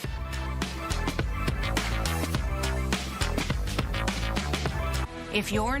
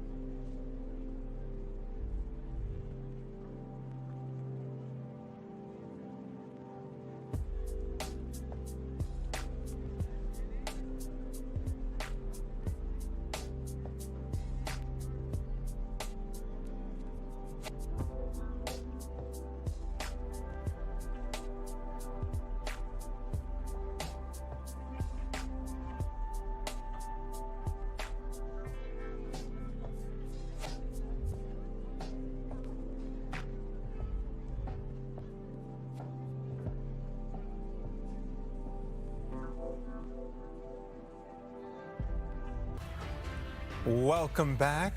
Hope your New Year's Eve day is starting off great. We appreciate you joining us here at 7:30. Yeah, here are some of our top headlines. Recent crimes are raising safety concerns at Bally's Casino in River North. On Monday, someone got beat up and robbed inside the bathroom. Days before that, there was an armed robbery in the parking garage. The casino has acknowledged the robbery in the bathroom, but would not comment on the one in the parking garage. Chicago police need your help finding 2 suspects in connection to a shooting outside St. Sabina Church. Surveillance photos capture them and their car. The shooting sent 3 people to the hospital, and this happened right outside of the church located in the Auburn-Gresham neighborhood during an adult basketball game on Sunday. Local health officials are seeing a jump in flu cases. According to public health data, suburban Cook County saw activity go from low to high the week before Christmas. Health officials say emergency room visits have nearly tripled. For children, emergency room visits for the flu is twice as high compared to this time last year. All right, time to put together your New Year's resolution. Countdown is on for 2026. Roseanne is live at a very popular breakfast joint talking with people about some of the changes they plan to make. Good morning to you, Roseanne. Good morning. So they are easy to make, but even easier to break. But those New Year's resolutions, it turns out, gives us an opportunity to sort of focus on the our aspirations for 2026, how we can be a better person. That's what I'm finding out this morning, talking to the crowd at Lou Mitchell's. And they're a pretty good barometer, I think. So let's continue asking people about their New Year's resolutions. I have 2 new volunteers, wink, wink. This is Lee and Jason. And so, Lee, thank you for talking to us. What is your New Year's resolution? My resolution is to be present and to just take more time to really enjoy the now moments. Present. I'm loving that every resolution we've gotten this morning has been different, and they just keep getting better. Present is a really important one. Jason, how about for you? Mine's similar. Less time on screens, more time connecting with people. Oh, that's a great one. Our devices they're eating away our lives, right? Right. Right. So do you have kids? We do not. No kids? Okay, I was going to say they're some of the biggest offenders, but they get it from us. Yeah. So you're sending a good message to everyone with that resolution. Thank you. Okay, well, Happy New Year's. All the best in 2026. Now, Steve is a visitor. Steve is from Orange County, California. And Steve, what's your New Year's resolution? Well, I'd like to be a little more sensitive to the needs of others this year. I get close to retirement, and I tend to make lists and stay busy with things that are my needs. But I'd like to be more sensitive to the needs of others around me and opportunities that might present itself. Well, that's a wonderful thing to aspire to in 2026. I'm sure you'll pull it off. How are you liking Chicago? I know you said you've visited a few times now. Crazy. California, as you mentioned, and 4 times. This is my 4th trip here. Always in the winter. So one of these times I'm going to be able to get in here in the summer and enjoy it in a different perspective, but I don't mind it being I like the cold and I don't mind the snow, so. Well, you found a great restaurant. Lou Mitchell's is a classic. Okay, thanks for talking to us. I'm going to go over to this other table. They just came in, so I don't have all their names yet, but let's find out what's on their plate. So let me ask you, sir, first, what's your name? Name is Tony. Tony, do you have a New Year's resolution? Absolutely. What is it? To not stop running, figuratively, literally, and metaphorically. Just keep on going. That's how life is. Just keep on going. And how about you? What's your name? Lily. Lily? I see you snickering over there. Yeah. I'm cold. What is your resolution?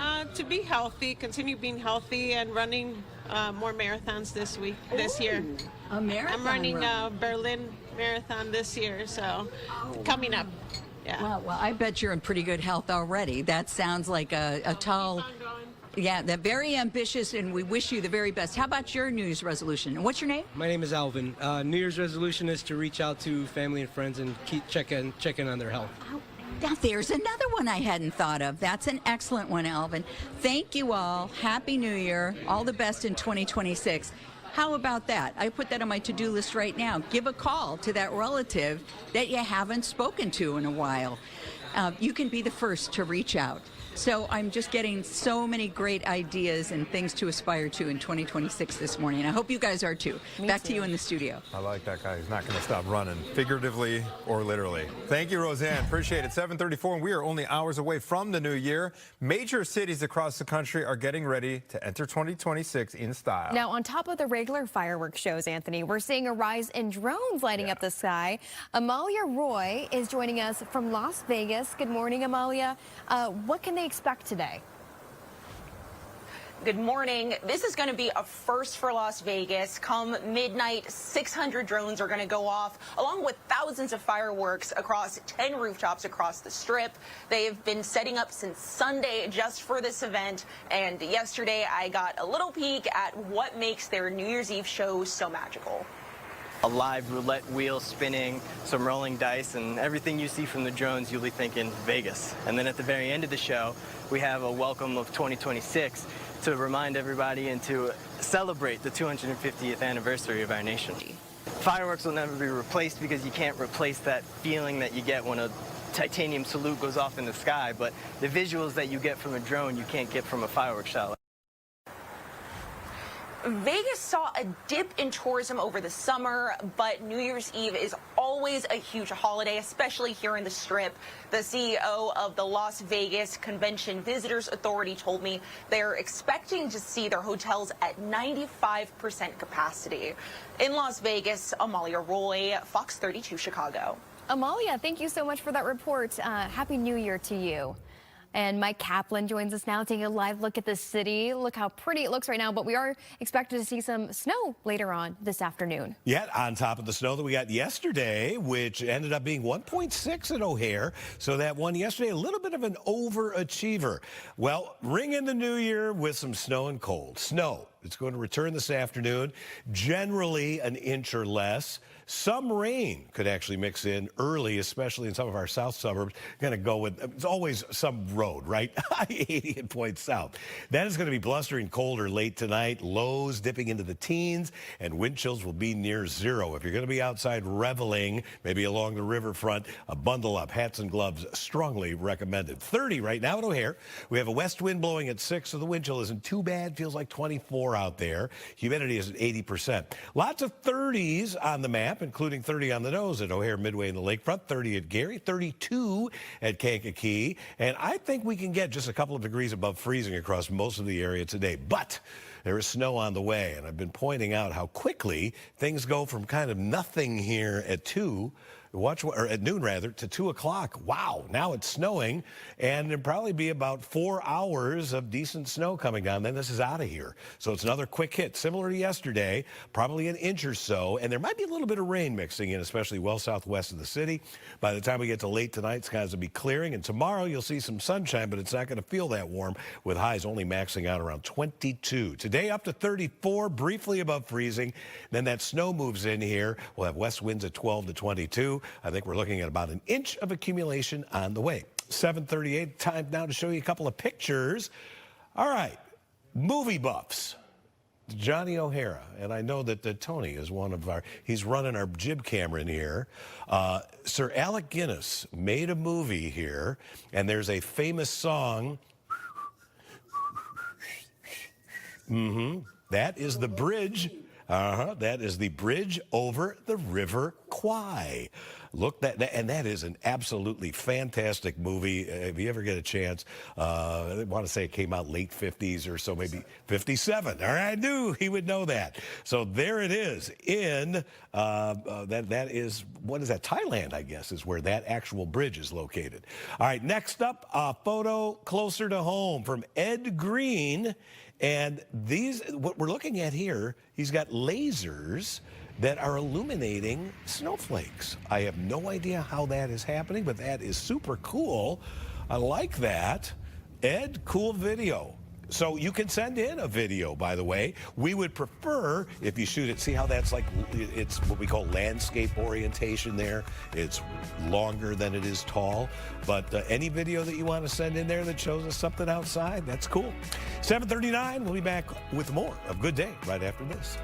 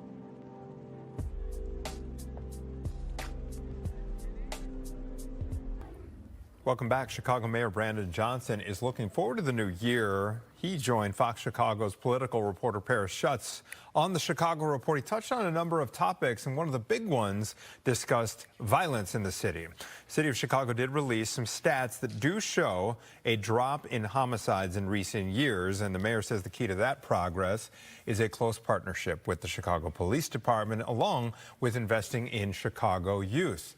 However, he says the work is not done yet. Here's what I can control. My ability to invest in people and to make sure that there are policies at the city level that moves us towards being the safest, most affordable big city in America.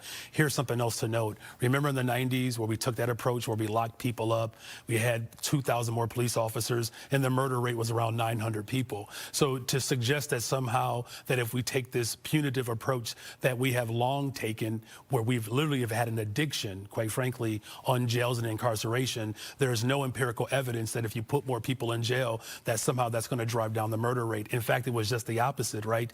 Particularly in the 90s and the early 2000s, where we had more people incarcerated, you had these so-called stiffer penalties, but you had more people dying on the streets of Chicago and across America. All right, to see the full conversation there, visit our website, fox32chicago.com. Several new laws will take effect in Illinois in the new year, including some that will bolster public health initiatives. One of them changes how overdose are tracked and reported. The West Side Heroin Opioid Task Force teamed up with a company called Defend to pass out free fentanyl detection systems. Under the EMS Systems Act, first responders can share overdose data with the state. The Illinois Department of Public Health will then provide that information to the Overdose Detection Mapping Application Program, which will identify hotspots across Illinois. The goal is to spot overdose trends faster and prevent them. We're working with different companies to bring in as many tools to prevent fatal overdoses on the West Side.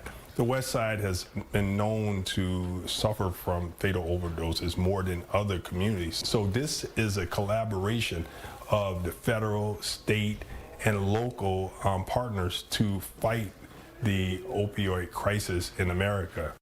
Access to Narcan, which is used to reverse opioid overdoses, has also been expanding on CTA platforms and in Chicago public libraries. Measles cases in the U.S. are climbing. More than 2,000 new cases have been reported this year. The CDC says the country hasn't seen this many cases in 30 years, and just this week, 20 new ones were reported out of South Carolina. The CDC says more than 90% of the people infected this year were unvaccinated or did not know their vaccination status. And if cases continue to spread, the U.S. could be at risk of losing its status as a country that has eliminated measles. Health officials, meantime, in Cook County, they're seeing a jump in flu cases. According to public health data, suburban Cook County saw a jump in flu activity from low to high. This all happened during the week of December 14th through the 20th, so right before all the holiday gatherings.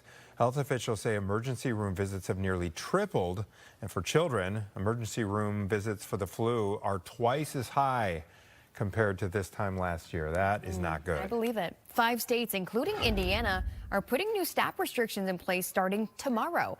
The new rules will limit SNAP from being used on things like candy and soda. It will affect 1.4 million people. At least 13 other states are expected to enact similar changes later in 2026. The move comes as the Trump administration is urging states to scrap foods seen as unhealthy from the federal program. The Department of Health and Human Services says it's freezing child care funds to Minnesota, citing multiple fraud schemes in recent years. It follows federal prosecutors saying more than 60 people have been convicted of COVID-era fraud in the state, costing taxpayers at least $250 million. Minnesota's Democratic Governor Tim Walz is pushing back, saying fraud is a serious issue that his state has been battling for years. Walz accuses President Trump of politicizing a known issue in order to defund programs Minnesotans need. New England Patriots wide receiver Stephon Diggs is facing felony charges of strangulation and misdemeanor assault and battery. Diggs is accused of slapping and choking his private chef on December 2nd. A police report says the two had gotten into an argument about money that Diggs had owed her. The woman initially told police she did not want to press charges, but then changed her mind 6 days later.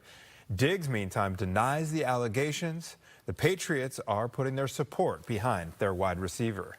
Environmental journalist and the granddaughter of the late President John F. Kennedy, Tatiana Schlossberg, has died. She was just 35 years old. Schlossberg, the daughter of Caroline Kennedy, revealed she had terminal cancer in a November 2025 essay in The New Yorker.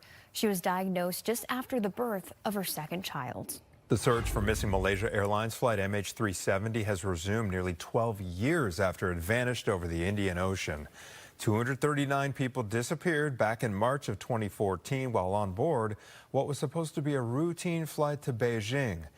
Ocean Infinity, that is a British-American company based out of Texas. They're going to be leading this search. They haven't revealed the exact location of where they are starting, but they're hoping to finally solve the mystery using advanced underwater drones. Recent crimes are raising safety concerns at Bally's Casino in River North. Yeah, on Monday, someone got beat up and robbed inside the bathroom. Days before that, there was an armed robbery in the parking garage. The casino acknowledged the robbery in the bathroom, but would not comment on the one in the parking garage. Chicago police need your help finding 2 suspects in connection to a shooting right outside St. Sabina Church in Auburn Gresham. Surveillance photos capture them in their car. The shooting sent 3 people to the hospital. Happened right outside the church during an adult basketball game on Sunday. And there's a chance we could get more snow to ring in the new year. Mike, there's a look at the Bean. That might be a crowded spot, a stop that people take before they go over to the Riverwalk or go sit and be comfortable on their couch and watch us from Taos, Chicago tonight. Jake Hamilton and Nita Blanton will be there live. That is what I am going to be doing. Yes. I'm going to be watching as long as I can stay awake. I want to see specifically. For me, it's more wardrobe. I want to see how Anita's blinged out, and I know Jake will he'll be dressed to the nines as well. So I want to see that, and then I am going to fall asleep before the chime hits. Right. Yeah, me too. We'll be back here tomorrow. Oh, no. That's right. We'll be in the climate-controlled confines of the living room, just adjacent to Studio C. You nailed it. You nailed it. If you are outside, though, tonight it is going to be cold. Right now, it's not that bad out there. It's not super windy. We have temperatures, most areas right around 30, and a few spots right at freezing. We got 32 at Joliet, Morrison, Kankakee, 30 at Gary and Michigan City, and Chicago's Lakefront. 28 at Woodstock and Waukegan. Into Calvin, Rockford, it is 31. Everybody has a lot of cloud cover. While you could see a flurry at any time today, the actual sticking snow right up there. That is going to zip on in here during the afternoon hours, and the amount of snow, while not a lot, is going to be falling at a time where many of us might be on the road, and this is primarily, we're looking between about 2 and 6 or 7 o'clock tonight. Amounts should be pretty close to an inch, maybe a little bit less far southwest, where you've got a chance of seeing a little bit of rain mixing in with that snow, especially early on.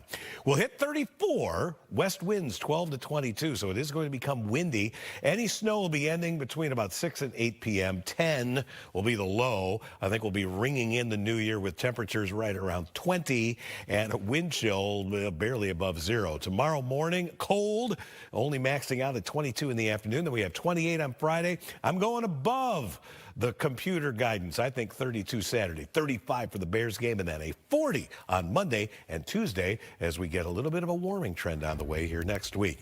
Gabriella, do tell. What do we see? Indiana's been the rough spot. It's been a mess, Mike, but actually all those crash icons are somewhat old. Like, they just have them there pretty much as a precaution to know that there's traffic there. But we did have that earlier, unfortunately, fatal crash on the westbound side of I-80-94 near Grant Street. It involved a semi-truck and a car. It happened around 2:30, just got cleaned up here at the top of the 7 o'clock hour.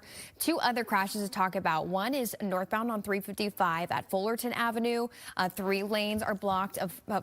So that's going to be a tight go, probably using some of the shoulder to get around, if not just 1 lane and the shoulder. Also, just in the city real quick, Jackson is blocked between Plymouth and State in the downtown area. It's due to a down light pole on Jackson. It seems like there is a little crash. Police are on scene trying to clean that up right now. Here's a look at your drive times if you're coming in. Hopefully you're enjoying your holiday break.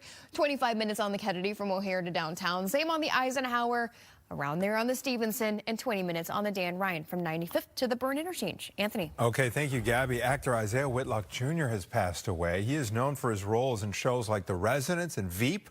He will be best remembered, though, for his recurring role in The Wire. He was in all 5 seasons of that hit show. Whitlock passed away after battling a short illness. According to his manager, He was 71 years old. He will be missed. This next story, this is being called one of Germany's biggest heists ever. Police there say a group of men drilled a hole into a bank vault, were able to get in, and then ransack between $10 and $100 million worth of property. Nearly 3,000 customers of that bank had their prized possessions stolen. Hundreds of confused customers showed up right outside the bank yesterday, right after they found out that thieves had broken into their safety deposit boxes, and thus far, no arrests have been made. That story makes me very uneasy. Yeah, it does. We'll need an update on that. It was another successful year for the Salvation Army of North and Central Illinois. The organization released data of just how many families it helped this past year. It reports an estimated 50% increase in demands for social services. The division served more than 731,000 people. 675,000 meals were served, and 173,000 nights of emergency shelter were provided. It also has given away nearly $300,000 in toys and gifts. Final preparations are underway for the ball drop in Times Square. The 9th and newest iteration of the ball, the Constellation Ball is what it's called, is the largest yet. It measures 12.5 feet in diameter and weighing more than 12,000 pounds. Yesterday, crews pulled off a successful test run of the drop. Now the city is doing its final security checks before more than 1 million people pack Times Square. All right, 12,000 pounds, but I'm not sure it can compare to what a town in Wisconsin does, right? Look at that.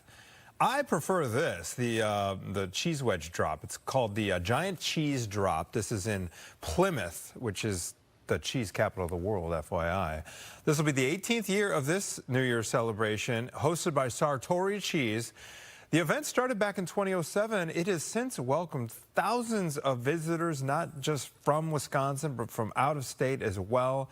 Everyone who goes also gets a complimentary cheese tasting all night. And can I point out, is that a crane that's taking the cheese up? I mean, it's magical. They thought of everything. And it's well lit. It's I wonder what kind of cheese that is. Bravo, Is that Plymouth.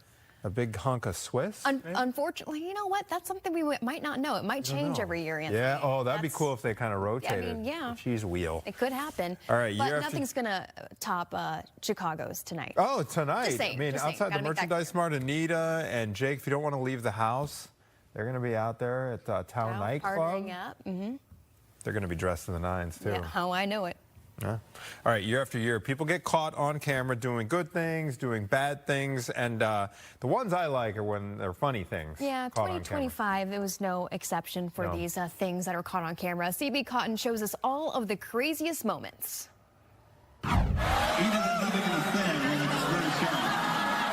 Caught in the act. And caught just in time. 2025 brought us some head-turning moments, and cameras captured them all. Are you going to get me in jail? No, I'm not going to put you in jail. Like this 5-year-old boy who worried about getting arrested after taking a solo trip for some Chick-fil-A. Or a 17-pound dog who spent months on the run before returning to his adopted family. There he goes. Bears were caught trespassing and playing ding-dong ditch, while a wild turkey caused a scene when it broke into a pharmacy, and a massive crocodile stopped people in their tracks as it crawled across the street. But Slow and Steady did not win the race for this suspected drug dealer who tried escaping from police on a scooter. White male covered in mud and underwear. A Colorado man led officers on a foot chase in just his Speedo, while in Los Angeles, a suspect tried robbing a donut shop disguised in a bikini and sun hat. Oh, it's here. Mother Nature was captured spinning tornadoes, whipping up dust storms, and sparking lightning strikes, while fiery space debris lit up the night sky. Stop. And Houston had a problem when Beyonce's flying car prop malfunctioned during her concert. From Texas to the Vegas Strip, where hotel and casino teams competed for gold in the housekeeping Olympics. But in New York, only one person took home the top prize at a pigeon impersonation pageant. This police officer also showed off his best moves when he responded to a noise complaint. I'll move, just stay there. First responders came to the rescue of this hiker stuck clinging to the side of a cliff, and a child who got stuck after climbing into a claw machine. I was just asking if you could time my time for me. Officers also stepped up to help this young man who wanted to make a good impression at his first job interview. With artificial intelligence now dominating social media, events that appear to be caught on camera will need to be watched with a closer eye in 2026. In New York, CB Cotton, Fox News. Here, quite the year on camera. All right, we have plenty more to get to here on Good Day Chicago. Here's a quick look at what is coming up during our 8 and 9 o'clock hours. We hope your New Year's Eve is off to a great start. Thanks for starting it off with us and ending 2025 with us. We'll talk about the benefits of dry January in about 20 minutes. And all that and more coming up. We'll be right back. Life with healthy pain.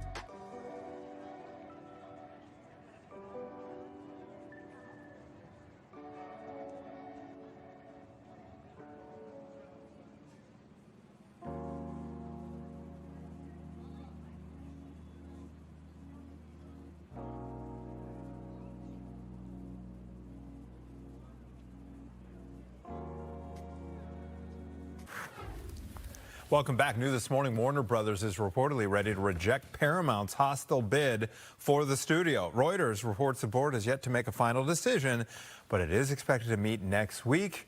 If that happens, Warner Brothers would stay on track to pursue an $82 billion offer from Netflix. The U.S. dollar is on track to have its worst year since 2017. It has been the weakest of the 17 major global currencies in 2025. The dollar index, which measures the greenback against other currencies, is down 10%. It comes in the wake of Federal Reserve interest rate cuts and the president's tariff policies. All right, if you're having trouble sleeping, and Brian, I know that's one of your goals for 2026, yes, to sleep better. More sleep. All right, consider this. Turning to true crime. Fans of the show Forensic Files say that they're putting this on in the background to help them drift off. And they say it's not the grisly details of the crimes that are lulling them to sleep, but rather the steady voice of longtime narrator Peter Thomas. I might have to check it out. Yeah. Well, Samuel Adams just released a beer that has actually been banned in 15 states. The reason, it is 30% alcohol by volume. It is called Utopia's 2025. It's part of the company's experimental beer program. Utopia's 25 has a tasty notes of caramel, oak, dried fruits, subtle smoke, and citrus. Okay, I'm in. Sam Adams says the high ABV makes it more similar to liquors like schnapps, triple sec, and amaretto. Would you try it? I would try it. All right, maybe we'll both have to try it. Good Day Chicago at 8 starts now. All right, now at 8 o'clock, time to ring in the new year. We are live as the countdown begins to the final hours of 2025 and a big hello to 2026. Mayor Brandon Johnson is issuing a 10 p.m. curfew for minors tonight as he's looking down to crack down on violent crime in the new year. Yeah, you got to be accompanied by an adult, kids. Plus, some of us are starting the year off with no booze. We're talking with an addiction treatment specialist about how dry January can actually impact the rest of your year. How to get off to a good start. Yep. Taking a live look outside, the confetti that falls at midnight could be mixed with some snow flurries as we check in with Caitlin this morning. Good morning to you, Good morning. It is going to be very cold tonight. Today, though, not so bad. So let's talk about right now. You're stepping out the door to about 30 degrees. That's what I mean. It's fairly mild out there. 29 on the dot from Lakefront to O'Hare, 30 in Aurora, freezing in Morris, 30 as we round the lake to Gary, 29 in Valpo. So these temperatures, they feel pretty good compared to what we've seen. I do expect highs to be in the 30s this afternoon. We're not quite climbing to the 40s. And the wind chill is a little bit less, feeling like we could be in the mid-20s instead. Here's your day planner. Temperatures right around freezing at 11, by 1, about 33. We have the chance for some light snow today, perhaps up to an inch in accumulation. We'll take a look at the timeline. Also, the hour-by-hour forecast for your New Year's Eve plans ahead. Back to you. Okay, thank you very much, Caitlin. Appreciate it. A new year can mean a new you if you plan to make a New Year's resolution. With us just a couple hours away from 2026, Roseanne is finding out the changes that some Chicagoans are planning to make. Hey, Roseanne.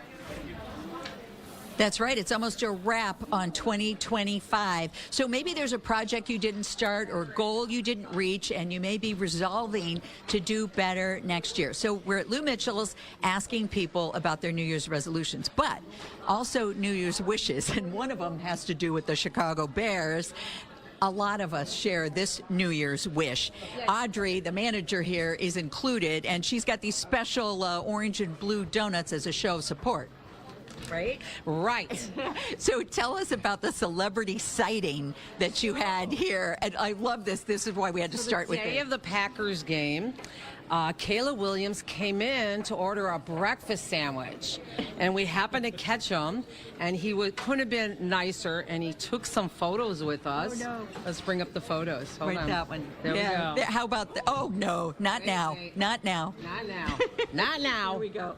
And we took some pictures with him, and he couldn't have been nicer. I just love it. And Who knew? We're starting to decorate the restaurant, getting ready for the big game on Sunday. We have our donuts. We're going to have special pancakes. We got a lot going on. Yes, you sure do. And so we wish the Bears all the best and can continue for the rest of this year. But let's talk to some of the customers, because we've been hearing some great comments. Jan, can we start with you? Sure. Okay, Jan, what's your New Year's resolution?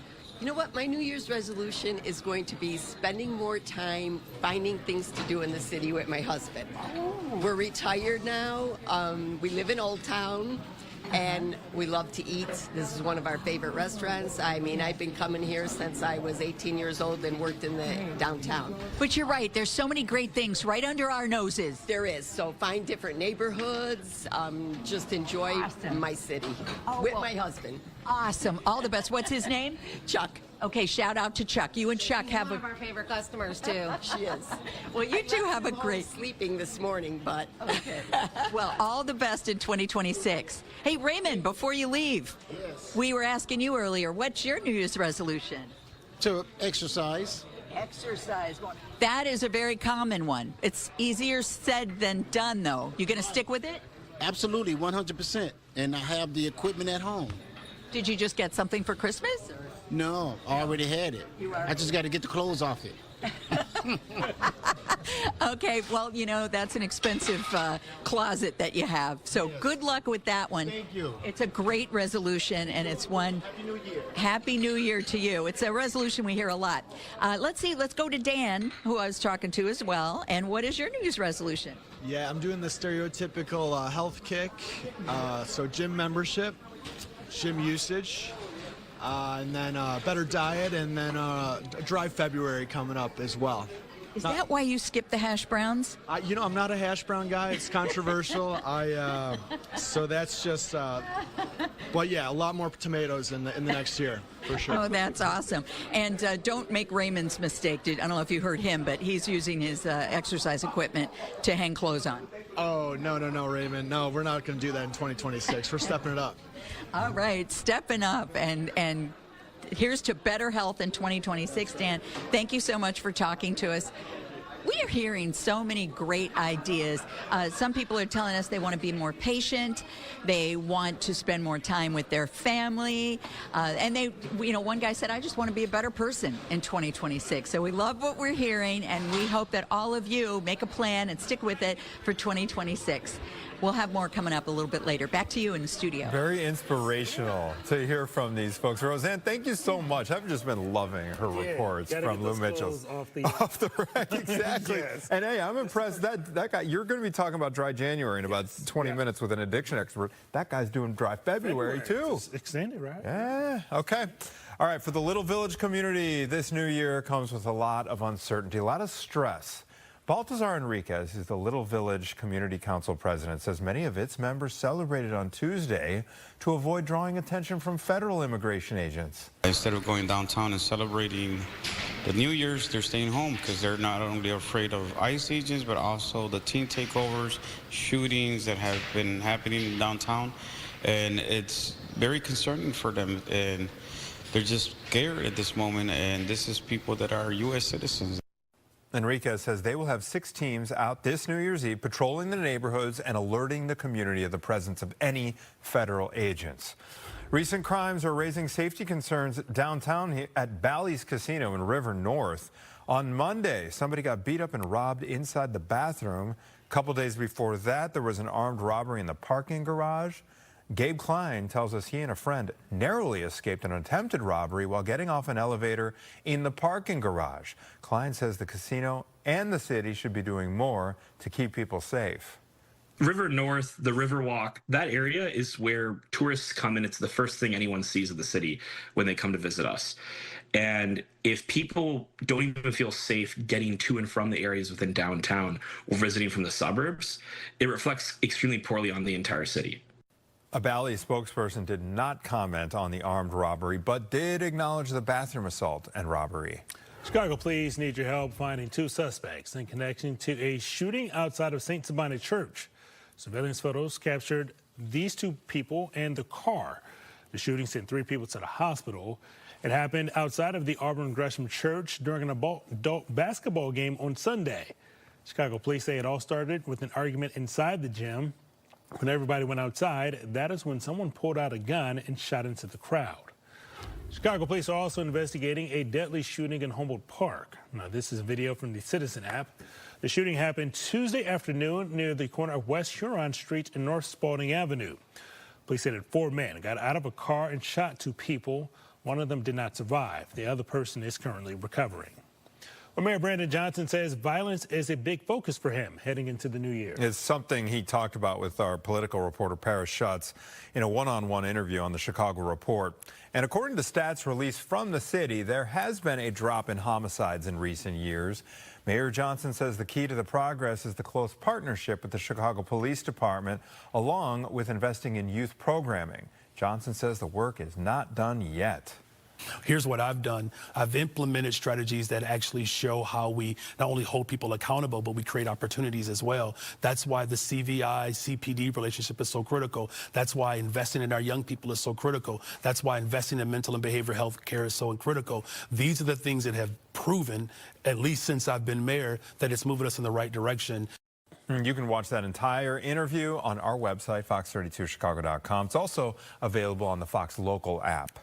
Well, final preparations are underway for the ball drop in Times Square. This 9th and newest iteration of the Constellation Ball is the largest yet. It measures in at 12.5 feet in diameter and weighing more than 12,000 pounds. Yesterday, crews pulled off a successful test run of the drop. Now the city's doing some of its final security preps before more than 1 million people pack Times Square.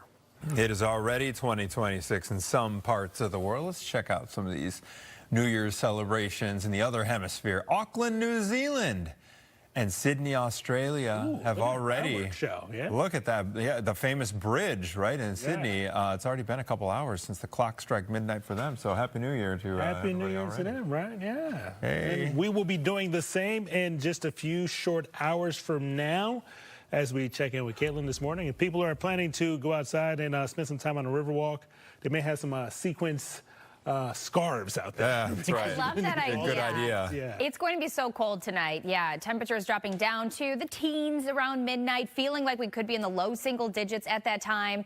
It's going to be a little bit gusty today. Winds around 30 miles per hour, so it's going to make it feel even colder than it actually is. Temperature-wise, we're actually not doing so bad, especially this morning. It's 30 degrees at the lakefront and O'Hare, 31 at Midway, and 33 in Joliet. Temperatures in northwest Indiana in the upper 20s and low 30s. So highs today are going to be in the 30s, but we do have the chance for some snow around as well. So let's take a look at the timeline. This is lunchtime at noon. We're going to have the clouds in place, and then the snow moves in. So this is 3:45, seeing the scattered snow showers up to about an inch possible in accumulation. Temperatures, as mentioned, they're really not so bad today. Looking at our southwestern areas like Kankakee, LaSalle, Grundy County, you could be in the upper 30s. And then we work our way into tonight. So 7:15, starting to see some drier skies. That's the good news. Yes, we have snow this afternoon into the early evening, but by the time midnight is here, dry weather will be here too. Temperatures are dropping tonight into early tomorrow, 6 a.m. We're right around 11. So that colder air is quick to return. So tonight for your plans, make sure you're dressed warm. Back to you. All right, well, you might be looking to kick off the new year with no alcohol. The founder of the Northwestern Illinois Recovery Center joins us with the impact dry January can have on the rest of your year. And we're going to have more weather with Caitlin coming up next. But here is a quick look at your 7-day forecast. We'll be right back. What are you girls doing? We're doing all the heating, plumbing, and electric around here. All right, I know you girls know stuff, but let's leave it to our trusted local experts. Let's call Four Seasons. It's about time you figured it out. Whether it's heating, cooling, plumbing, electric, air duct cleaning, or generators, you can always trust Four Seasons. For all the right reasons, call 866-4 Seasons. Living your life at its fullest means staying connected.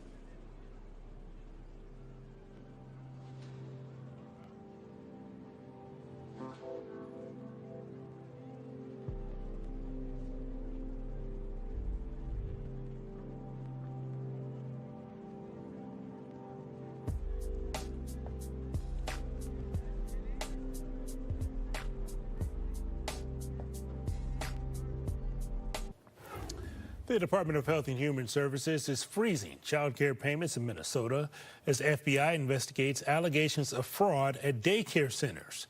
Prosecutors say that more than 60 people are convicted of COVID-era fraud in the state, costing taxpayers at least $250 million. Minnesota's Democratic Governor Tim Walz is pushing back, saying that fraud is a serious issue that the state has been battling for years. Walz accuses President Trump of politicizing a known issue in order to defund programs people in Minnesota need. Well, Illinois students may lose access to new important school programming in the new year. The Trump administration announced earlier this month that it's canceling the grants that fund them. Act Now Illinois appealed the decision, but learned Monday that their appeal was denied. Now it is suing. Students enrolled in programming at Curie High School and about 200 parents, community members that are enrolled in the adult programming. This is a huge loss for the school and for the community, especially because it's so abrupt. The Community Schools Grant funds food pantries and after-school programming. The money supports dozens of schools in Illinois. The granddaughter of the late President John F. Kennedy has passed away. Tatiana Schlossberg was the daughter of Caroline Kennedy and Edwin Schlossberg, and she revealed that she had terminal cancer in November in an essay published by The New Yorker. Schlossberg first learned of her cancer diagnosis last year, right after giving birth to her second child. She was 35 years old. The search for missing Malaysian Airlines Flight 370 is picking back up. Marine robotics company Ocean Infinity is searching a new 5,800 square mile site in the Indian Ocean. The plane disappeared with 239 people on board back in 2014, and this led to one of the world's greatest aviation mysteries and one of the biggest underwater search operations. But the plane thus far, 12 years on, has never been found. Israel's prime minister says any path forward in Gaza starts with one condition: Hamas must disarm. Benjamin Netanyahu making that case after meeting with President Trump. As David Spunt reports, it comes as questions grow about what comes next for the region. Israel's prime minister says his message to President Trump was direct and that both leaders are aligned on how to confront Hamas. If we disarm Hamas, whether with an international force or by any other means, yes, I see a different future for Gaza. Israeli Prime Minister Benjamin Netanyahu putting his condition front and center, arguing any peaceful path forward means stripping Hamas of its weapons. Netanyahu says the group still has thousands of fighters and stockpiles of weapons, and he argues no new governing authority can function while Hamas remains armed. When you're fighting terrorists who want to kill you, kill them first or kill them in response. These comments come as the prime minister pushes back on reports of tensions with President Donald Trump. Netanyahu says both men are aligned on security and deterrence. We saw eye to eye. He cut right to the chase.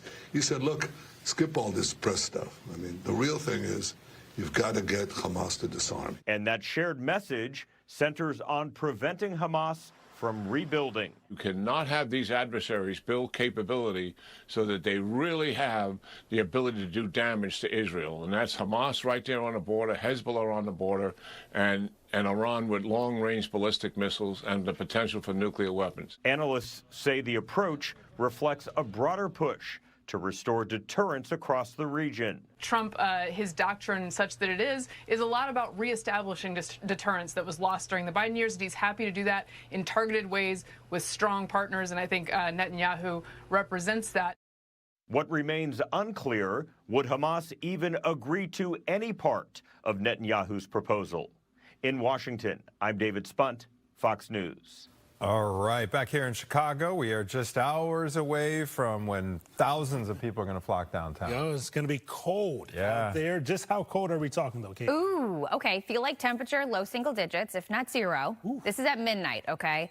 Actual temperature in the mid-teens. Right now, it actually feels okay outside, though. I've been looking at our live cameras, and there's a few of you out and about this morning. Temperatures are in the upper 20s and low 30s this morning. We're at 30 degrees at the lakefront.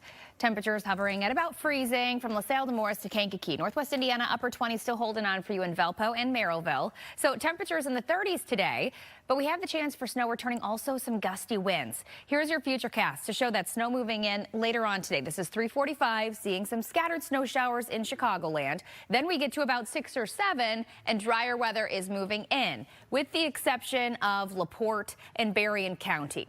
High pressure moves in for a brief time, and Thursday, well, it's going to be cold again. Unfortunately, temperatures are dropping as we head into the first day of the new year, and the clouds will be fighting with those too. So talking about how much snow we expect from this round of snowfall, up to about an inch expected, most of us under an inch, rounding the lake where you see that 1 to 2 inches, as mentioned, LaPorte, especially Berrien County. That's where that snow will hold on longer than this evening.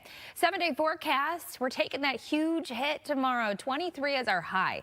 Overnight low around 11 tonight into early tomorrow.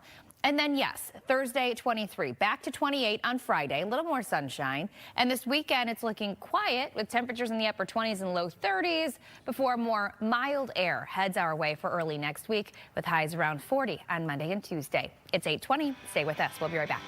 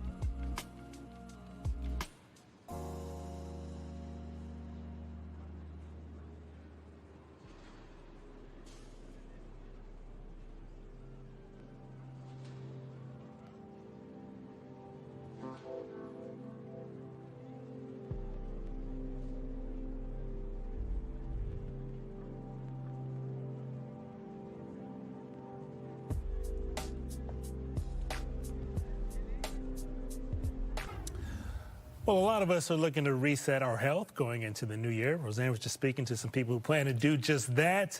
And for some, that might mean starting out with dry January. That is at least 30 days with no alcohol. Chris Reed is the founder of the Northern Illinois Recovery Center. He's here to tell us a little bit about some of the benefits of this month-long challenge and how it can also lead to some lasting, healthier habits. Good morning to you. Good morning. And a Happy New Year. Happy New Year. Counting it down. Yes, we are, right? So why has dry January become such a popular thing for people to kind of take on as we head into the new year? Sure. I mean, I think that a lot of people just see the immediate health benefits of just taking a break from alcohol. Alcohol is such a habit-forming substance that it's really easy to just get integrated into so many of your routines socially, just relaxing, unwinding, and just taking a break, getting the reset has a lot of benefits for a lot of people. Tell us a little bit more about some of those benefits. 30 days doesn't seem like a lot of time, but what are some of the benefits that people can see in that short amount of time? Yeah, I mean, just immediately right off the bat, I think a lot of people see just the health benefits, being able to sleep better. I mean, alcohol has a huge impact on somebody's ability to get a good night's rest and lose weight. Just overall, just like a brain fog and fatigue, just a feeling of hitting that reset button physically.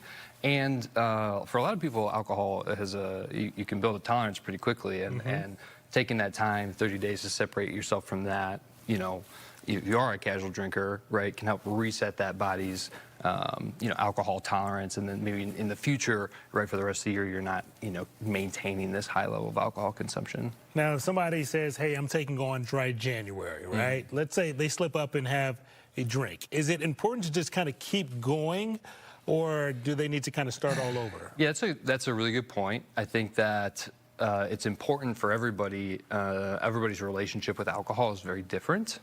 Some people can make a decision to stop and live up to that decision, and that's great. And some people have a stronger relationship with alcohol psychologically, physically, and it can be a difficult process for some people. And for those people, we are there to provide that support because, like I said earlier, it's a very habit-forming substance, and we learn to rely on that socially or emotionally or getting through problems, celebrating things, and it's integrated into who we are as people sometimes, and it requires a different level of support to help, When it comes to that support, what kind of game plan does somebody need to have? If they're going into a social interaction, maybe you're going out to watch some of the bowl games, you're going to be with a lot of friends. You're the only one who's not drinking. So what should be somebody's mindset going into a situation where they know that they're going to be tempted? Yeah, I think that for most people, alcohol at its core is somebody's using that for connection and having a connected experience. And if you're going to go out socially, mocktails are a really good tool. It's hard to find a restaurant these days that doesn't have some type of non-alcoholic beverage on the menu. And then just being transparent with people, just saying like, hey, listen, I'm not drinking this month. I'm taking a break. And I think that most people have an experience where people are very supportive of that decision and are able to live up to that. And maybe that's in the short term for these 30 days in dry January. But if somebody's looking for maybe a little bit more long-term help in order to kind of dial back when they're drinking or cut it out completely, what resources are available to them? Yeah, for us at Northern Illinois Recovery Center, we provide the full continuum of care from detox, residential, partial hospitalization, intensive outpatient, sober living, and continued support. So we do a good job of meeting anybody exactly where they're at in that phase of their journey with alcohol or substances, and we can create just an individualized approach for people. All right, Chris, appreciate your time. Thank you. For these resources. All right, time is now 8:27 this morning. If your goal is getting into the new year and maybe start volunteering, stick around because we've got an idea that involves some pretty cute puppies. I saw the puppy guest in the hallway. It is going to be a very cold night. This morning, though, we're actually not so bad. It's about 30 degrees outside. But if you have evening and night plans, I'll show you how cold it's going to feel ahead. Are you ready to ring in 2020?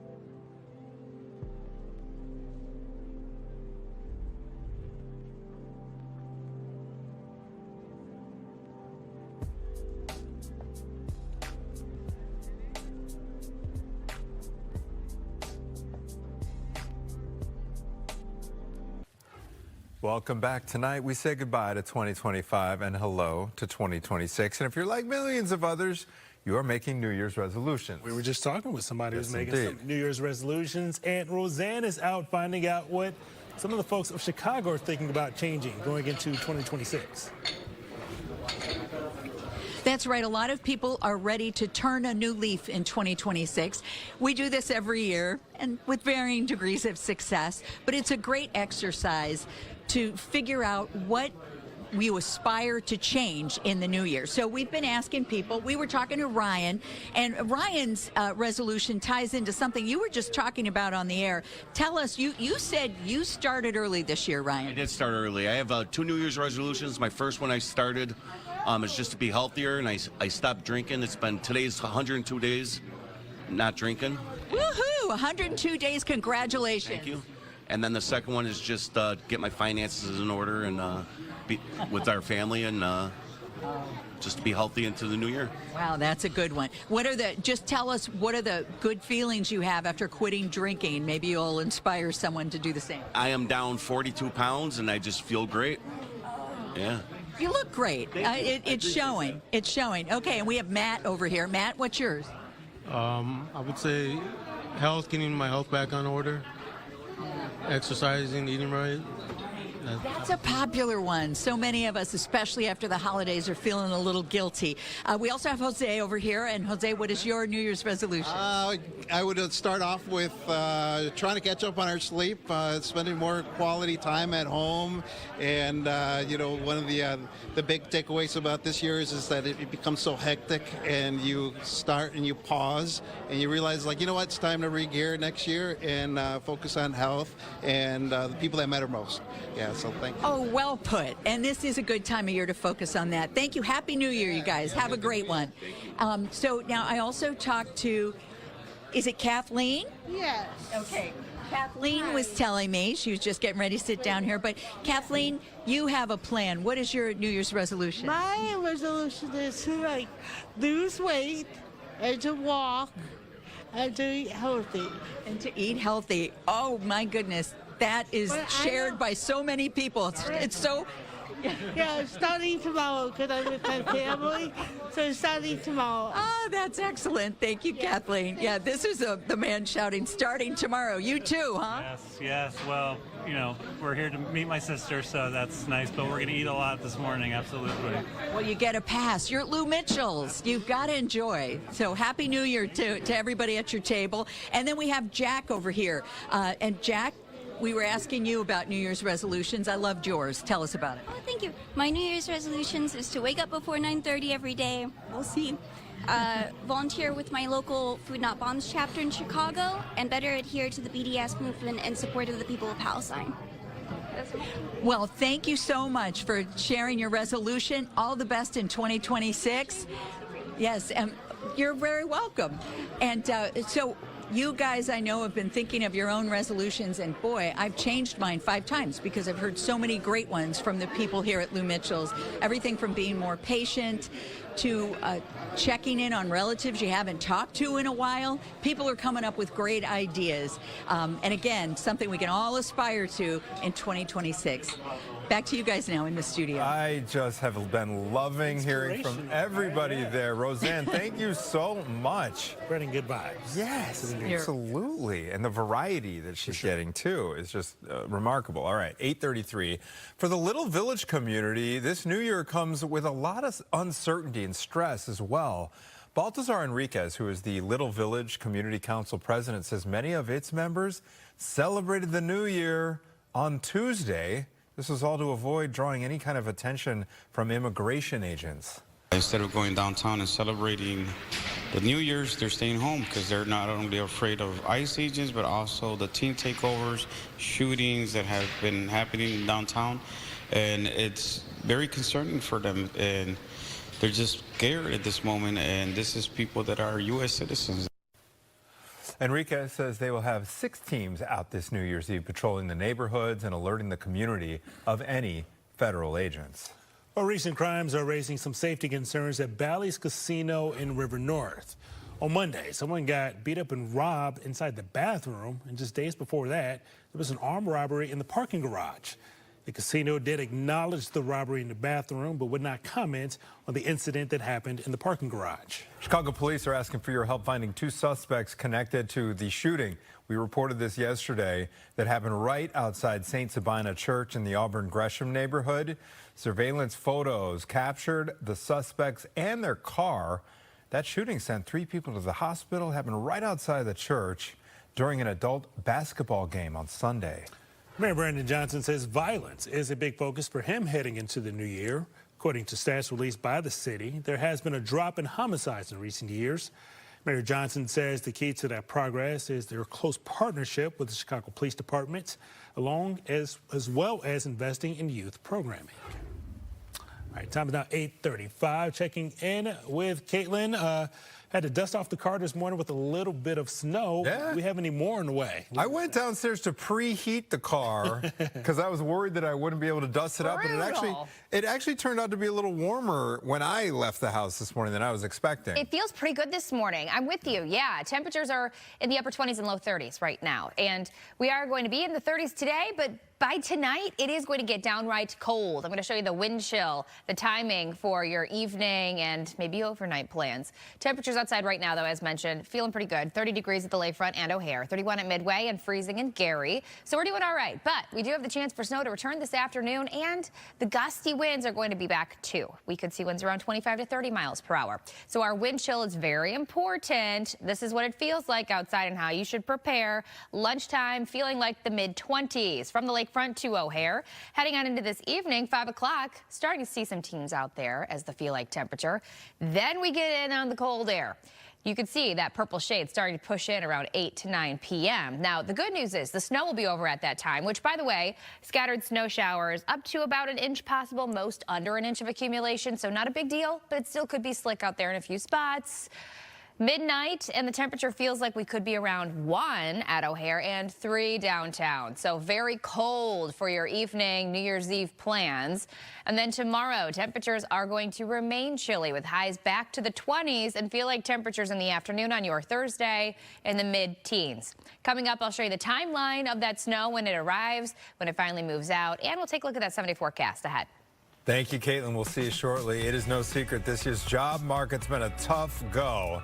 At 9 o'clock, we are talking with the Chief Revenue Officer at Challenger Gray and Christmas about their predictions for 2026 and some tricks to get ahead. The Bears return home to Soldier.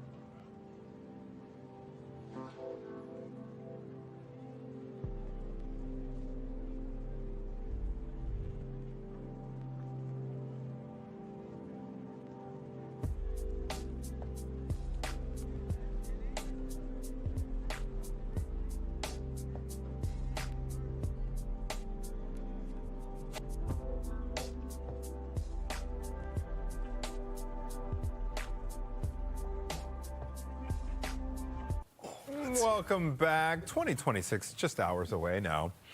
And you can start off the new year on the right foot or right paw with Paws Chicago. Mark Lucas here with a very special guest who is just charming the pants off of everybody here. She is. Oh my gosh, we she's so were cute. just talking about how lovely she is. I don't know if she's going to want to stay on my lap or not. Oh, and kisses. And she just turned down some peanut butter, which I cannot believe. She's got the cutest little face here, too. Wait, this is Muse, by the way. Thank you. How old is Muse? Muse, we believe Muse is about a year old. She is a terrier mix, really energetic, very sweet, very loving pup. Still going to pass the peanut butter. She comes, yeah, exactly. She comes up for handshakes and she likes getting on those hind legs. She's big on the greeting, and then she wants to be chased around. Terriers very energetic, very engaging animals. They're great with children. You just always have to be mindful not to play rough with them. Yeah. So she doesn't fall off the chair. Yeah, there we go. Yeah, Caitlin tried to give her a little breakfast. Yeah, and I was going to finish it myself. But she's a really sweet girl. Like all of our animals, you know, looking for a loving home. She came to us through one of our transfer partners at risk of euthanasia. Now, look, she's got that. Oh, good How long has she been with you guys? She's only been with us about a month. As we've said before, one of the harder things about finding homes for animals in Chicago are bigger dogs. Especially because of weight restrictions at condos, lack of backyards often with apartments. So finding homes for bigger dogs, they tend to be with us a little bit longer. Do you consider Muse to be a bigger dog? She seems like she's full size, right? This is as much as she's going to get. Cute, yeah, manageable size. I don't consider her at all. No. Yeah. But Okay. I understand you guys have some volunteer opportunities. We do. You know, we always do. But I want to talk to people about New Year's. You know, we don't make resolutions. You were talking about that earlier about people making New Year's resolutions. I can't think of one resolution that you can make that you can't satisfy as a volunteer, especially at Paws Chicago. If you're looking to be more social, you are going to meet lots of people. I've been doing it. It'll be my 20th year next year. Wow. I've made some of the best friends in my life in the 20 years volunteering. You want to get more exercise, you volunteer at Paws Chicago. You're going to be out walking dogs or, you know, exercising the cats in the cat room. Just about anything. You want to make a difference in your community. I mean, you're not just going to be saving a life as a volunteer of an animal. You're saving your own life. You're getting out there, you're engaging with the community, you're making a difference. Chances are you're going to find a loving friend like Muse. It's a wonderful place, and we have more than just volunteering with animals for people who maybe love animals but have allergies. We have a lot of clerical work that always can be satisfied with volunteers. We have special event volunteers that just come to like our fur ball where you help people find their seats, introduce them to guests. You name it, we have the opportunity. So it can be a once or twice a year type of thing, or it can be more of a regular thing in terms of a time commitment. I am there at least once a month. I know people who are just there every quarter. I know friends that just volunteer at events. It's really what you want to do. And the nice thing about Paws is we will train you for just about anything you're interested in. That is great. Yeah, it's a great opportunity. That's a cool, you know, we've been hearing all these ideas from our friends over at Lou Mitchell's this morning, Chicagoans who are looking to give back. And this is a really cool one. If you're looking to do more volunteering in 2026, before we let you go, Mark, I understand we have some good news. The last little pup you brought in, Bronx. Yes, Bronx. adopted. Like right away, thanks to you guys, which is always such a joy. And I tell people that, you know, when we bring these animals in, not only do the animals that we bring into Fox get adopted, you guys drive so much traffic to our adoption center. How could you not take that cutie home? I am in love with Muse's little face here, too. She is so You're a little scruffle up, I guess, in your life. Yes, indeed. I think there's a home in Muse's very, very near future. I hope so. Thank you for bringing her in. Thank you for everything you're doing, Mark. Thanks for all the visits throughout 2025, and we look forward to having you back many times in 26. We're so grateful for every opportunity. Thank you. Caitlin, thank you for attempting the peanut butter I've never seen a dog turn down peanut butter. So, you know? She's got her things. Yeah, and she's adorable. I said she looks like she has been in a movie, or she should be a movie star. I agree. Right? I agree. With that face, oh, sweet baby. All right, let's talk about the Sportcast. It's a big night. Maybe you have some fun plans. New Year's Eve. it's going to get cold, okay? This morning, it doesn't feel that bad. We're actually at 30 degrees. We have the chance for snow, and we have temperatures plummeting down to the teens by midnight, down to about 10 or 11 early tomorrow. Right now, though, it is freezing from Gary to Michigan City, 31 at Midway, 33 in Joliet, freezing from Morris to Kankakee. So these temperatures, they feel pretty nice. We do have that chance, though, for snow, as mentioned, moving in this afternoon and this evening, but it'll be out of here by the time we have the ball drop. Over the next 12 hours, wind chills are going to be a little bit colder, around 25 this afternoon. We were in the low 30s as our actual temperature. And then by this evening, we drop down to the teens for that feel-like temperature by 6 p.m. It's going to be a touch gusty today. We could see winds around 30 miles per hour. Here's that quick-hitting snow. Under an inch is expected for most for accumulation. Then we head into tomorrow, and it's going to be a quiet day, but the temperatures are going to be cold, back down to the 20s as our high for the first day of the new year. In the meantime, temperatures today are going to be right around 35 degrees. Tomorrow, 23. Again tonight, very cold, but dry by midnight. Temperatures around 28 degrees Friday, Saturday 29, 31 expected Sunday, and then early next week temperatures are going to be a touch warmer. We're flirting with 40 to start off next week, Monday and Tuesday. So for today, if you're about to head out the door, know that we do have mild temperatures to start, gusty winds on the way, as well as some snow. And then tonight it will be calm, quiet, dry, but cold. It's 8:45. We have so much more ahead. Stay with us.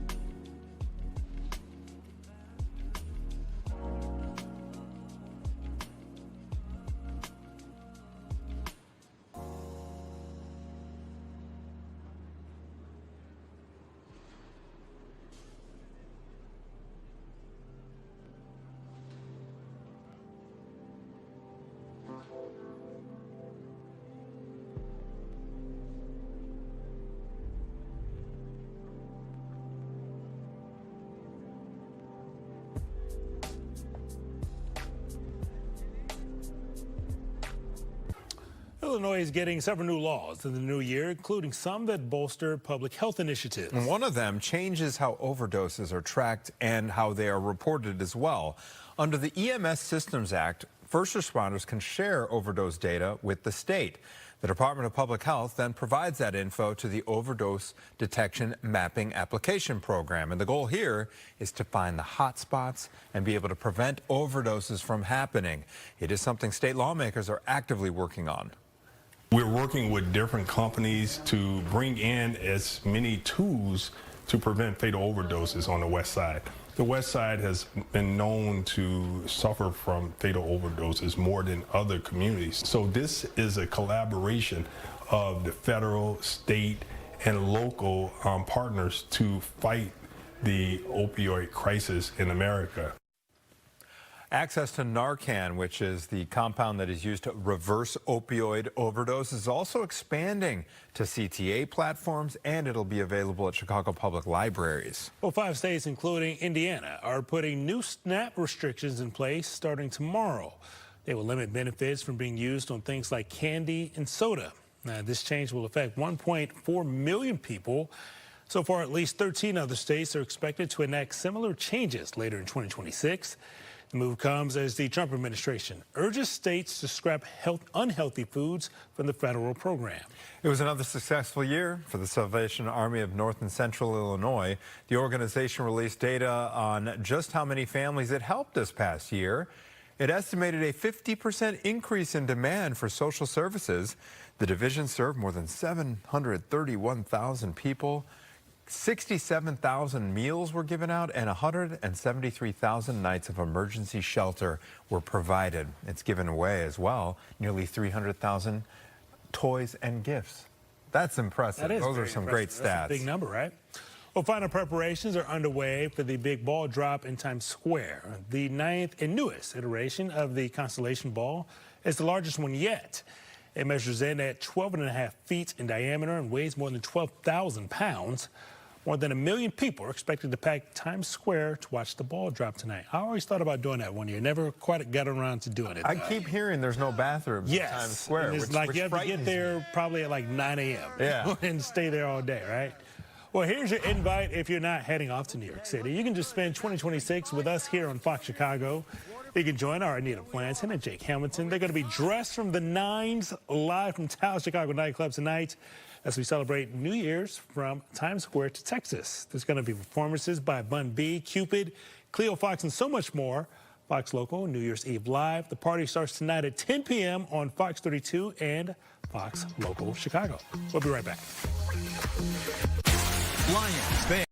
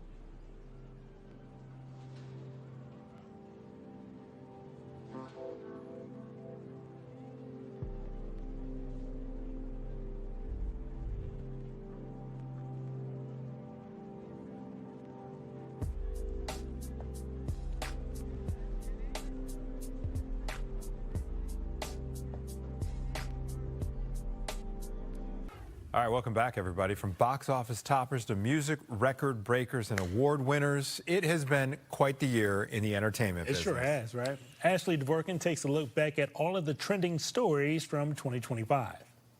From a bewitching friendship to Swift's engagement era, here's a look at some of the biggest entertainment stories of 2025. Cinderella. Yes, Cinderella.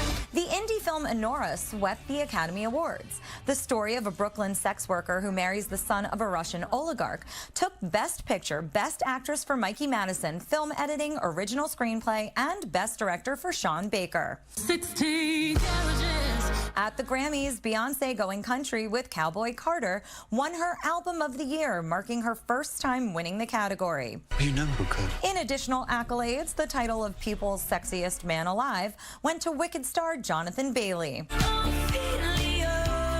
Travis Kelce popped the question to Taylor Swift, and the two shared their engagement news in August. Selena Gomez and Benny Blanco tied the knot in September. In celebrity splits, Nicole Kidman and Keith Urban announced their divorce in September after being married 19 years. In court cases following an 8-week trial, Sean Diddy Combs was found guilty of 2 of 5 charges against him. A New York jury found him guilty of 2 counts of transportation to engage in prostitution and not guilty of racketeering, conspiracy, and sex trafficking. Diddy was sentenced to 50 months in prison. His lawyers were granted an expedited appeal set to begin in April 2026. One legal battle between It Ends With Us co-stars Blake Lively and Justin Baldoni came to a conclusion. A judge formally ended Baldoni's $400 million countersuit after he and his company missed a deadline to refile. Lively's sexual misconduct and retaliation lawsuit against Baldoni has a trial set for March 2026. It all started in December 2024 when Lively sued Baldoni for sexual harassment, retaliation, and a campaign to destroy her career. It's Jimmy Kimmel Live. When it comes to stars at the center of controversy, Jimmy Kimmel Live was temporarily suspended by Disney and ABC after remarks he made following the assassination of political activist Charlie Kirk. The decision led to a wave of debate over free speech, with many celebrities speaking up in Kimmel's defense. The suspension lasted 6 days. In music news, Swifties got a new album with The Life of a Showgirl, and only 5 days into its release, set the record for the biggest opening week for an album in the streaming era. According to Billboard, the collection sold 3.2 million copies, with an extra 300,000 units from streaming. The weekend's After Hours Till Dawn tour surpassed $1 billion, making it the highest-grossing tour by a solo male artist ever. Spotify Wrapped named Bad Bunny their 2025 most streamed artist globally, with more than 19.8 billion streams. The global superstar also goes into next year gearing up to headline the Super Bowl 60 halftime show. The world just wants to bring us down. Adele announced her first acting role. She'll be part of Tom Ford's upcoming Anne Rice adaptation, Cry to Heaven. Anything you can dream about, you can create. Banking big at the domestic box office, the brick-building, game-inspired adventure, a Minecraft movie, scored more than $423 million. Marvel released several adventures: Captain America, Brave New World, Thunderbolts, and The Fantastic Four: First Steps. You can wave that wand all you want. Big blockbusters back on the big screen included a return to Emerald City in the musical sequel Wicked for Good, and James Cameron taking audiences back to Pandora for the third in the Avatar series, Avatar: Fire and Ash. And we will find another way. Both high-flying franchises are potential contenders for the 2026 Oscars, hosted by Conan O'Brien March 15th, as Hollywood rounds out the year by rolling out the red carpet on award season. In Hollywood, Ashley Dvorkin, Fox News. Is it at work?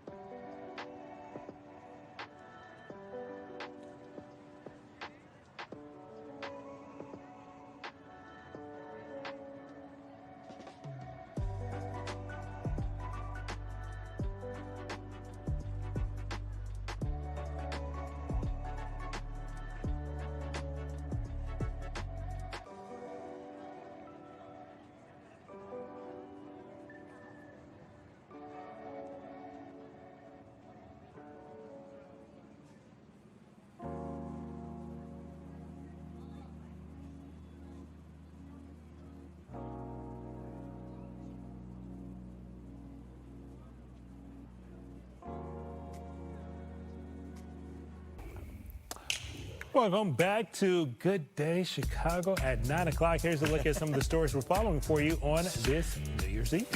Yeah, we're getting ready to say goodbye to 2025 and hello to 2026. Don't cry. Don't cry. I know. You know what? These guys, they're giving me flack because I told them earlier that, right. the new year often makes me emotional. Just let it out. That's okay. Let it out. You're thankful for what happened the year before, and you're looking forward to the year that's to come. All right, the final touches are being put in place ahead of New Year's Eve celebrations. cities, well, all across the country. Yes. And as the city prepares to welcome in the new year, Mayor Brandon Johnson talks about a continued push to curb violence in the city. Plus, new year means new job for many. We've got an expert joining us to talk about things to look out for on the job hunt. Ooh, but for now, we're looking out for this New Year's forecast. As we check in with Caitlin, not that many people enjoying the bean out there. Maybe the crowds will pick up a little bit later because it's still pretty cold out there. They've got to rest. It's a busy night. Okay? True. Everyone's going to be out sleeping in. late. They're sleeping in. Yes. It doesn't feel too cold outside this morning. Right now, we're sitting at 30 degrees at the lakefront and O'Hare. Temperatures at freezing as we get a little further west. Aurora's at 32 as well as Morris and Kankakee. Northwest Indiana, upper 20s to low 30s for you when you step out the door. Today, we're going to have increasing winds, the chance for snow, and then dropping temperatures just in time for New Year's Eve plants. So talking about the wind chill, that feel like temperature, let's take you through your day. This is noon and it feels like the mid-20s instead of the 30s. And then you see that purple shade. That is going to be taken over Chicagoland, 7, 8, 9 o'clock. Colder air is streaming in. By midnight, it feels like 1 at O'Hare and 3 downtown. So it's going to be a very cold midnight.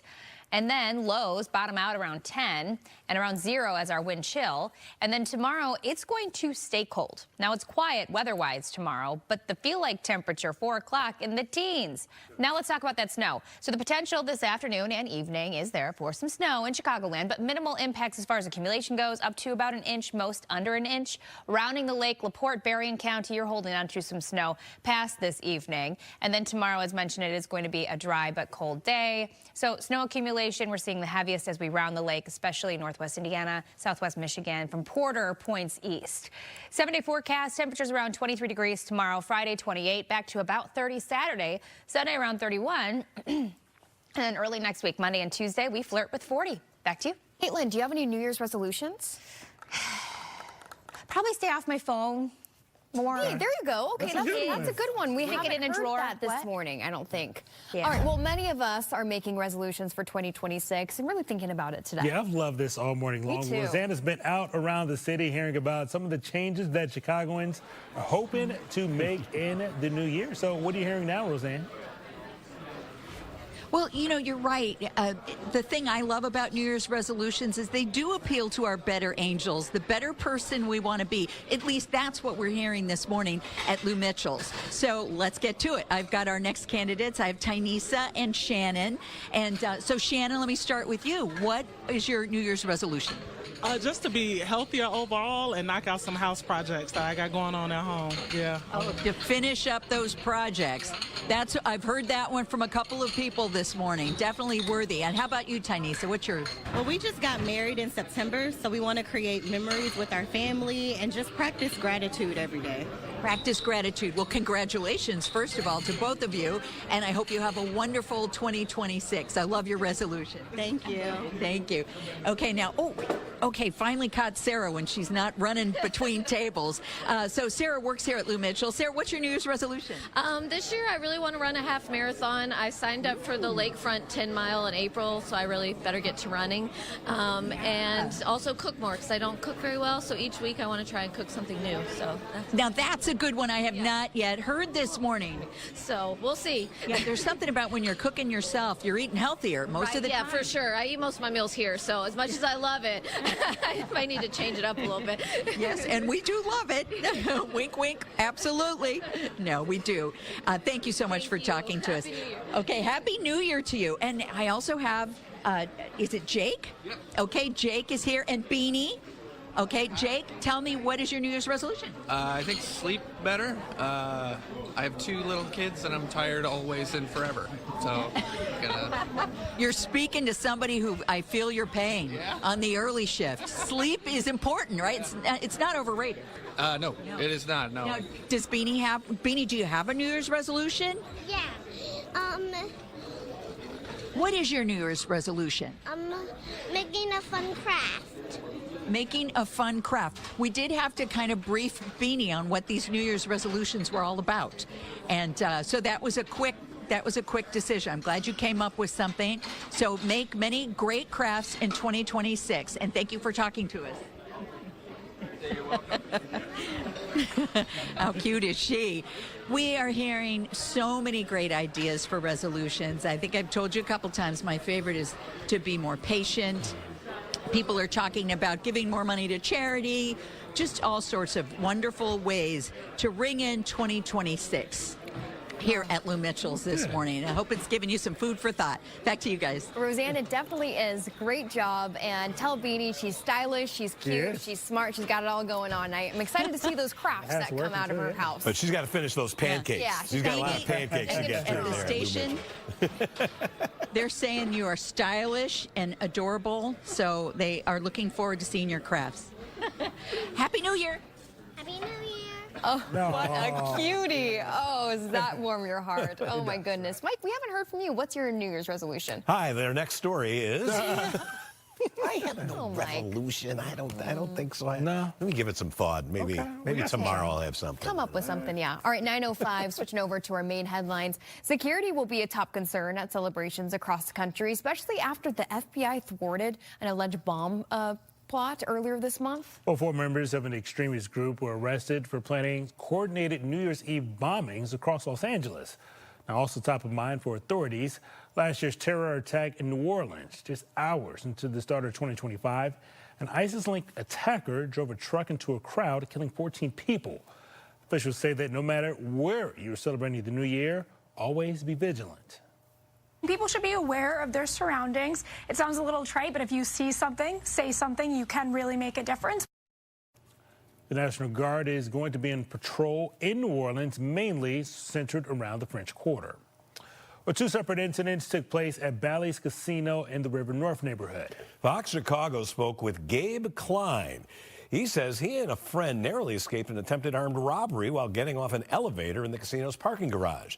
According to Klein, a masked man pointed a gun at them and ordered them to take off their coats and look down. Klein says his friend quickly hit the elevator's door close button, and the two rode quickly up to the 11th floor to call police. Now, in the second incident, another man was attacked and robbed in the bathroom at the casino. River North, the Riverwalk, that area is where tourists come, and it's the first thing anyone sees of the city when they come to visit us. And if people don't even feel safe getting to and from the areas within downtown or visiting from the suburbs, it reflects extremely poorly on the entire city. Here's what Bally's had to say about it. A spokesperson would not comment on the armed robbery, but did acknowledge the bathroom assault and robbery. They say the company is aware of the incident. Chicago police need your help to find 2 suspects in connection to a shooting outside St. Sabina. Here's a look at them and their vehicle. The shooting happened outside of the Auburn Gresham Church during an adult basketball game Sunday, sending 3 people to the hospital. Chicago police say it started with an argument inside the gym. When everybody went outside, somebody pulled a gun and shot into the crowd. Chicago Mayor Brandon Johnson is looking forward to the new year. The mayor joined Fox Chicago's political reporter Paris Schutz on the Chicago Report, touching on a number of topics. One of the big issues discussed, violence in the city. The city of Chicago released these stats showing the drop in homicides in recent years. The mayor says the key to the progress is the close partnership with the Chicago Police Department, along with investing in the youth. But the work is not done yet. Here's what I can control. My ability to invest in people and to make sure that there are policies at the city level that moves us towards being the safest, most affordable big city in America. Here's something else to note. Remember in the 90s where we took that approach, where we locked people up, we had 2,000 more police officers, and the murder rate was around 900 people. So to suggest that somehow that if we take this punitive approach that we have long taken, where we've literally have had an addiction, quite frankly, on jails and incarceration, there is no empirical evidence that if you put more people in jail, that somehow that's going to drive down the murder rate. In fact, it was just the opposite, right? Particularly in the 90s and the early 2000s, where we had more people incarcerated, you had these so-called stiffer penalties, but you had more people dying on the streets of Chicago and across America. To see this full conversation, and they hit on a lot of topics, you can visit our website, fox32chicago.com. Several new laws will take effect in Illinois in the new year, including some that will bolster public health initiatives. One of them changes how overdoses are both tracked and reported. The Westside Heroin Opioid Task Force teamed up with a company called Defense to pass out free fentanyl detection systems. Under the EMS Systems Act, first responders can share overdose data with the state of Illinois. The Illinois Department of Public Health will then provide that information to the Overdose Detection Mapping Application Program, which will identify some of the hotspots across Illinois. The goal is to spot overdose trends faster and then prevent them. We're working with different companies to bring in as many tools to prevent fatal overdoses on the West Side. The West Side has been known to suffer from fatal overdoses more than other communities. So this is a collaboration of the federal, state, and local partners to fight the opioid crisis in America. Access to Narcan, which is used to reverse opioid overdoses, has also been expanded to CTA platforms as well as in Chicago public libraries. Measles cases in the U.S. are climbing. More than 2,000 new cases have been reported this year. The CDC says the country has not seen this many infections in 30 years. Just this week, 20 new measles cases were reported in South Carolina alone. The CDC says more than 90% of people infected this year were unvaccinated or did not know their vaccine status. If cases continue to spread, the U.S. could be at risk of losing its elimination status. Health officials in Cook County are seeing a jump in flu cases. According to public health data, suburban Cook County saw a jump in flu activity from a low to high during the week of December 14th through the 20th, the week before Christmas. Health officials say emergency room visits have nearly tripled. For children, emergency room visits for the flu are twice as high compared to this time last year. Well, 5 states, including Indiana, are now putting new SNAP restrictions in place starting tomorrow. These new rules will limit SNAP from being used on things like candy and soda. This will impact 1.4 million people. At least 13 other states are expected to enact similar changes later in 2026. The move comes as the Trump administration is urging states to scrap food seen as unhealthy from the federal food program. Well, we are getting ready to say goodbye to 2025 and hello to the new year.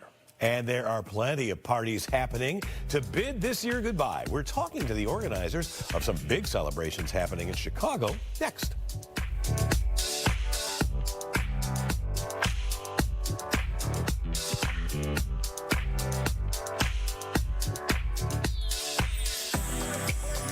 At Postman Law, we built a team of lawyers.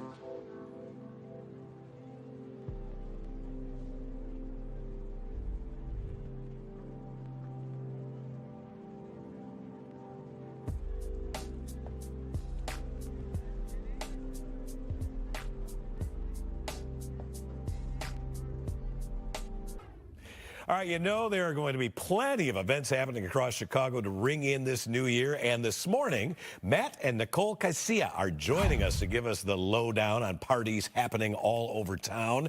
And we do want to mention, because part of what you're going to be doing is going to be at Avli. Our main sports anchor, Lou Canellis, is part owner of Avli. Yes. And he's got a fantastic shop there. Well, first of all, as we were just talking in the break, for you guys to be up at this time of morning, knowing that you are going to be plowing through until midnight, is it all coffee? How are you going to do it? We do it every year. Coffee, but it's fun. We enjoy it. So. All right, well, let's talk about, you got a team that is producing 16 events all across the city. Matt, what's the name of the overall group? And tell us about some of the events that you've got going on tonight. Well, Green Curtain Events, doing it 15 years in the city. So the pulse on the city is very strong. A few years ago, we developed a concierge program, so people can call in or email, and because we have parties for every demographic. Okay. Young, old, clubbers, you know, people that like to chill out and just have a good cocktail, elevated experiences. We have it all, so we're accessible on bestnyeparties.com. bestnyeparties.com. Now, Nicole, you guys are not going to actually be performing. You're more or less emceeing tonight at Avli. At Avli on the park, okay. yes. What time do the festivities get started, and what's going to be going on there at Avli? Yeah, so specifically at Avli, we start around 7 for the dinner experience. There's multiple tiers of what can be done for the parties all around the city, really to tailor into what you may want. But the main party starts around 9 p.m. There's different tickets available, GA, VIP, tables, again, tailored experiences. At different pay levels. Yeah. Well, there's the greatest thing about Avli on the Park is the elevated cocktails. Yep. We have more than just a DJ. There's DJ with live entertainment, saxophone, violinists. Oh, wow, okay. Drums, drums. A Trouble Squad, one of the top acts in the city. We have them every year somewhere, and this is where they're going to be anchoring this one tonight. Oh, fantastic. I see them right on the screen. Right, yeah, perfect timing. See them right on the screen. I love it. And if folks want to buy tickets, is it too late, or do you still have some, you know, opened up, even if somebody wants to go top tier? Yeah, there's still tickets available. Go to bestnyeparties.com. Again, as Matt was saying, people are available today to talk on the phone, to email, and I think some of the events even will be accepting walk-ups if available. Okay, and you say there's 16 different things that you guys are kind of producing with Green, but you can't be everywhere once. No. What are a couple of the other places besides Avli that you say, oh, these are like right at our top places to go? I mean, we're everywhere from West Loop to Lincoln Park, you know, Jay Parker, beautiful rooftop. Great place to celebrate the new year. I'm not sure how many tickets are left there, but New Year on the pier, the fireworks show, again, not sure how many tickets are necessarily left there, but... You get a free fireworks show. That, you can't beat that. The free fireworks show, that is spectacular. Earlier this morning, we were looking at like Sydney, Australia. They had their fireworks going. We were like, hey, ours is going to look just like that on the river. That'll be outstanding. Now, when you guys are emceeing events like this, you ever have an opportunity to have fun yourselves? You guys are newlyweds. Let's point this out. Matt and Nicole, you got married in November, is it? November, yeah. Okay, so you're newlyweds. This is your first, New Year's as husband and wife. That's correct. Are you going to be able to, to take time out and give each other a little smooch? Well, she always gives me a hard time because I'm usually emceeing, and I have to announce the New Year's, so she doesn't get a kiss right at midnight. It's always like 12:05. I guess with us on stage together, we'll make it happen. You'll make it happen. You'll make it happen. All right. Maybe do you have some last-minute tips for guests who plan to go out tonight? Maybe, what they should do to maximize their enjoyment tonight? Make a plan. Again, Green Curtain Events has people ready to talk to you today to help you buy your tickets. Start a plan now. Don't wait until 5, 6, 7. Things will sell out. But again, you can possibly show up to some events and buy tickets at the door. But the biggest thing that we could say is make your plan with your friends now, make your plans with your significant other now, and also schedule your Ubers as soon as you can. Yes, book that ride share as soon as possible. Make sure you have a plan to get home. Important, safely. Give us again the website for folks to check out all of these different events where they can follow you. Best NYE Parties, IES.com. Best NYE Parties. People are ready to help you guys out, tell you where to go. Or check Green Curtain Events on Facebook or Instagram. Good plan there. Nicole, you may have to do a little bit more talking. Matt sounds like he's maybe losing his voice from yelling in exuberance. And, you know, those early mornings. Well, we do appreciate you guys coming up. Hopefully you can get a little bit of rest or just, you know, stay as caffeinated as possible going into New Year's tonight. Lots of great things going on tonight. And once again, we give a shout out to Lou Canellis, his place, Bally. It is a spectacular venue. We're excited. He is one of the owners there. And he'll probably be hanging with you as well, I'm sure, out there. All right, we're going to come right back with more of Good Day right after this. Stream Good Day Chicago.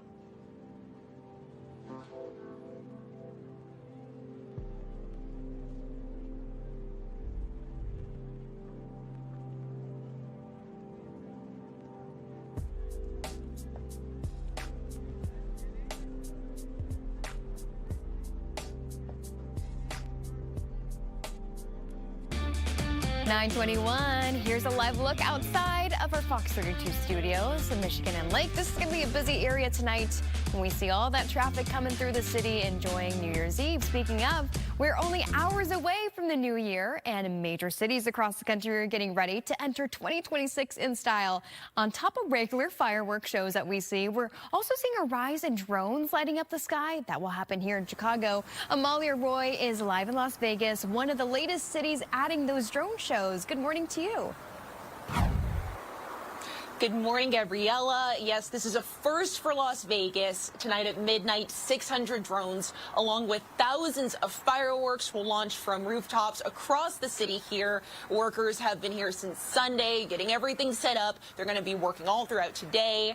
But yesterday, I got a sneak peek at some of what goes into what makes the show so magical. A live roulette wheel spinning, some rolling dice, and everything you see from the drones, you'll be thinking Vegas. And then at the very end of the show, we have a welcome of 2026 to remind everybody and to celebrate the 250th anniversary of our nation. Fireworks will never be replaced because you can't replace that feeling that you get when a titanium salute goes off in the sky, but the visuals that you get from a drone you can't get from a fireworks shot. Vegas did see a dip in tourism over the summer, but New Year's Eve has always been a huge holiday and event for the city, especially here in the Strip. The CEO of the Las Vegas Convention Visitors Authority told me they're looking at hotels being at 95% capacity. In Las Vegas, Amalia Roy, Fox 32 Chicago. Wow, it's going to be packed. Thank you so much, Amalia. Have a happy new year to you. As we prepare to ring in the new year, here's your invitation to start 2026 off right with Fox Chicago. Join Anita Blanton and Jake Hamilton live from Tao Chicago nightclub as we celebrate New Year's from Times Square to Texas and everywhere in between with performances by Bun B, Cupid, Cleo Fox, and more. The party starts at 10 p.m. on Fox 32 tonight and Fox Local Chicago. Hey, we'll be right back.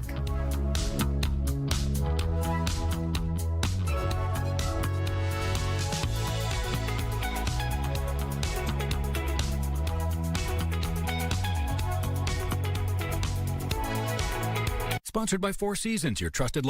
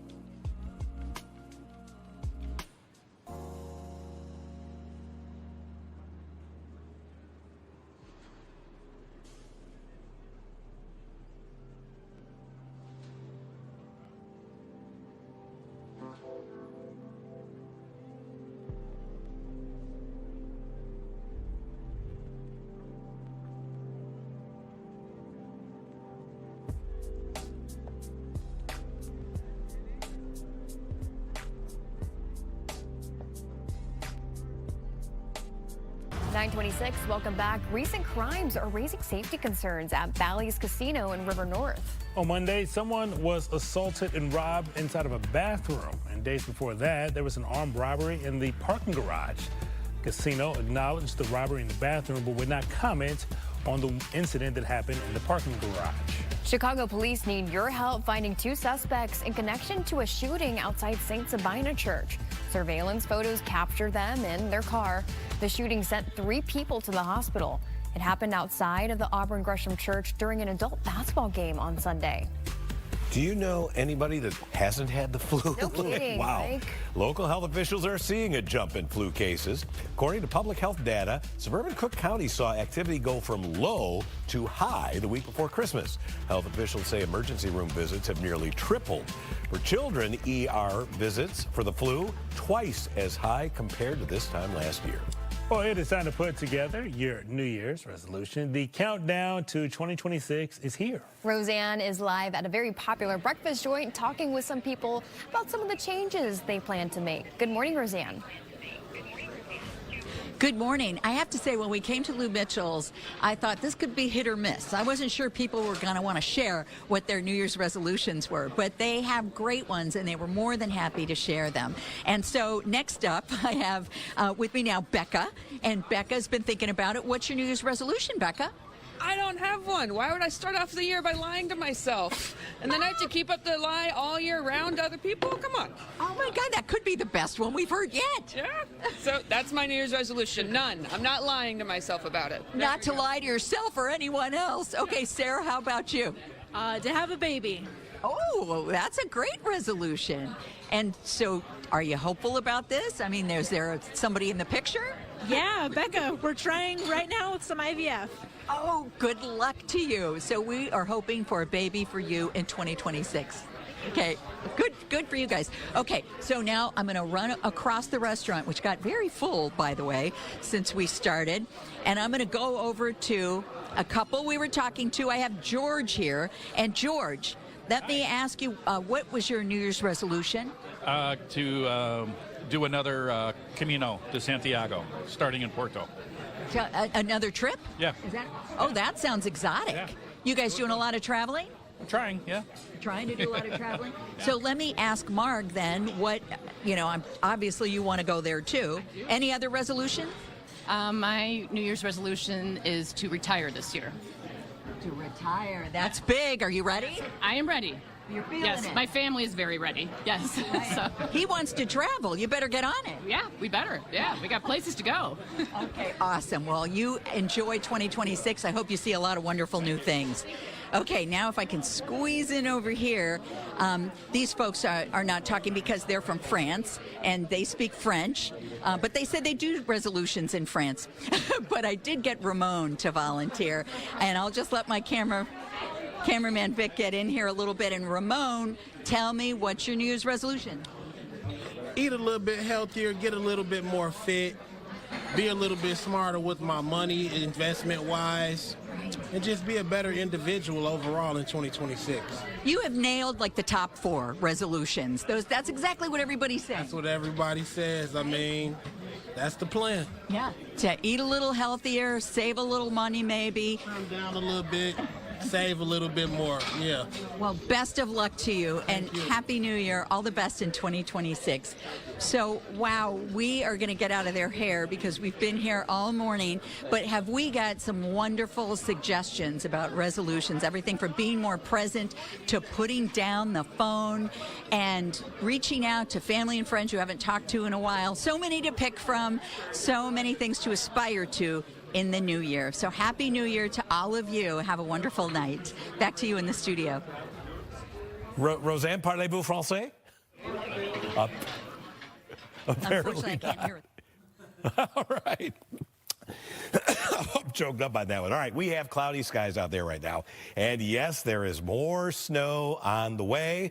Not immediately, but it's coming in here this afternoon. So kind of quiet out there right now. And temperatures, I'm not complaining about this. We're right at freezing.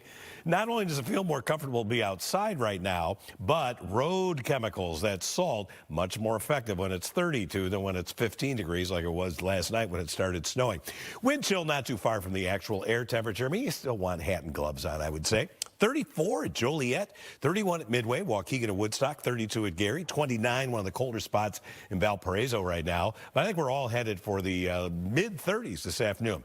Now let's talk wind chill. If you're going to be outside during the early evening hours, already you're seeing the influx of colder air. At 8 o'clock, we got single-digit wind chills showing up mainly north of the Kennedy and the Adams. Then midnight, you're ringing in the new year outside with those single-digit wind chills and a few spots already feeling like it's below 0. Doesn't get much worse than that tomorrow, but it also doesn't get much better. We'll see single-digit wind chills right on into the morning.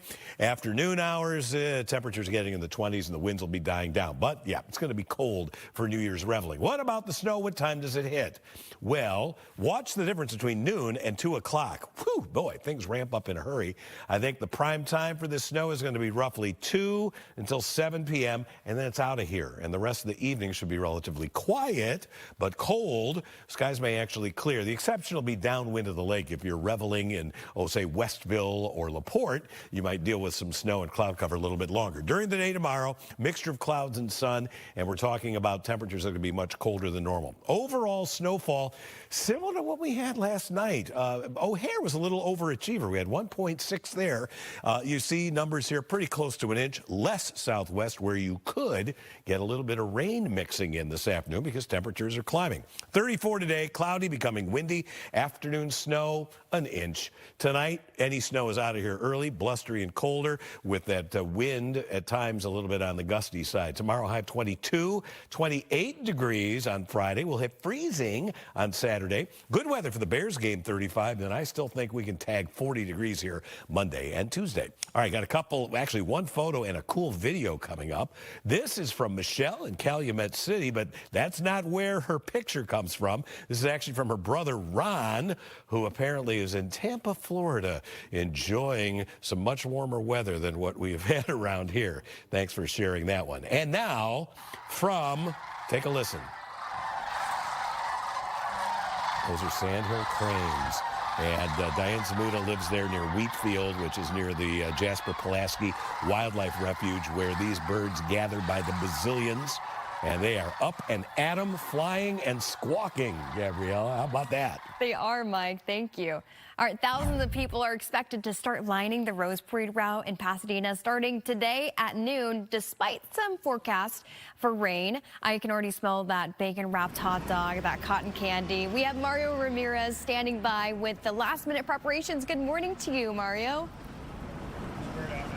Good morning, Gabriella. That's right. And now I'm hungry. You mentioned those bacon-wrapped hot dogs. I'm sure we'll see plenty of that here along the parade route. And yes, rain in the forecast for the first time in 20 years. These crews here behind me, they're actually preparing for a large LED screen to go up. They've got extra tarps because they want to protect all that equipment. And preparations also underway across the grandstands here. This is the start of the parade route at Orange Grove and Green Street. And in all, hundreds of thousands show up to watch this in person typically, and millions more watch it from home. So let's show you the last time it rained during parade day. It was back in 2006. The rain has only fallen about 10 times in the parade's 130-plus year history. Around 40 floats covered in flowers, seeds, and natural materials will travel through a 5.5-mile route here in Pasadena at a very slow pace, 2.5 miles per hour.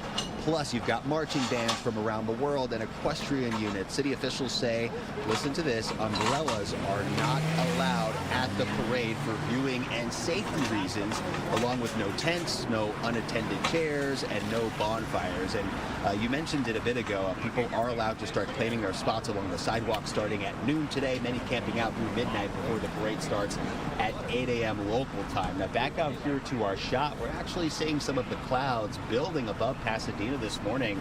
We are starting to feel a very light sprinkling, but that heavier rain moving in later today and through the morning when that parade starts. And a lot of people are going to be prepared for it.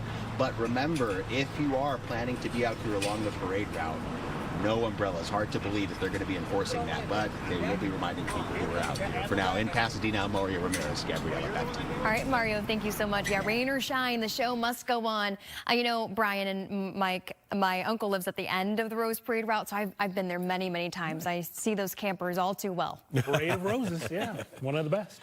All right, there were high hopes at the beginning of the season for the Fighting Illini. A little disappointment. They were ranked for a while, too. They were high up there. Were they like a top 10 team? I think so, yeah. Well, some good news to close out the season. The Illini, they have now won back-to-back bowl games for the first time in program history following yesterday's win over Tennessee. Well, let's go straight to the third quarter. Luke Altmaier snaps the ball and takes it into the end zone himself for the two-out score. Illinois leads 24-14. Fourth quarter, same score. Deshaun Bishop bounces this one outside. He breaks a couple tackles and then take it in for the 12-yard touchdown. That's his second of the game. Tennessee cuts the lead 24-21. Later in the fourth, Illinois up 27-21 when Joakim Dotson drops the ball. Kind of works out for him. Picks it up, sprints down the sideline for the 94-yard touchdown. Ball's now up 28-27 with just 3 seconds left. As we fast forward here, Illinois did what they needed to do, got in the range of kicker David Olano. Field goal attempt, it's good. Illinois wins at the buzzer. They win the Music City Bowl 30-28. All right, let's go to men's basketball. The Fighting Irish take care of business against Stanford. And a defensive slugfest here. Second half, Jalen Harrelson hits the floater, plus the foul. Notre Dame up 7 after the three-point play. Later in the second, Stanford's down 13 off the steal. Ibuka Okori lays it in on the other end. Stanford down 11 with just 4 minutes left. It is Garrett Sundra who's going to nail the three-pointer. Notre Dame wins a low-scoring game, 47-4. Like a high school. Yeah, almost, right? Yeah, well, Northwestern takes down my Howard Bison at Welsh Arena. First half of this one, Wildcats up by 6. Justin Mullins spots up, knocks down to 3. Second half of this one, Mullins with the block on that end. I think that was the game-changing play. Howard could have tied up the game there. Instead, heading the other way, Northwestern would get the lay-in. They were up by 4, and they just kind of pulled away from there. Just later in the second half, off the turnover, Trey Singleton would miss the shot, gets the rebound, and saves the ball to Nick Martinelli, who lays it up and finishes. He had a game-high 32 points. That's almost as many points as the Stanford watch, right? Either way, good outing by the Bison, but Northwestern wins that one 80-60. But you were cheering as loud as anybody. Way to go. To hockey, Blackhawks. Oh, boy. They drop a heartbreaker to the Islanders. Late in the first, Hawks are down 2-1. Oliver Moore gives to Nick Lardis. He finishes off with a one-timer, his second of the season. Game goes to a shootout, round 2. Here's Horvat getting it past Spencer Knight. Islanders are up 1-0. And in round 3, Blackhawks got one last chance. Ryan Donato, who you kind of want with the... You got to pull the string. Yeah, he kind of held on to it too long. David Riddick makes the save. Hawks lose 3-2 in the shootout, but they do get 1 point out of the thing, so better than a goose egg. Right? Well, taking a look at today's schedule, Bulls in action against the Pelicans. We haven't been that good against them this year. No. Yeah, that game's at 6 p.m. tonight. Hopefully Bulls can get a win. Loyola men's basketball taking on Rhode Island. That one starts in about 90 minutes from now at 11. NIU is hosting Buffalo for a noon tip-off. And DePaul takes on Villanova at 5 p.m. this evening. I think there are a couple of football games that can be seen as well. I believe Miami, Ohio State. I'll be watching. All right. Time's now 9:40 on this New Year's Eve edition of Good Day Chicago. We'll be right back. Let the lights turn in and make a move. Energize me, wake me up, gon' make me feel brand new. Want some of that caffeine in my veins. Mom and Law has more.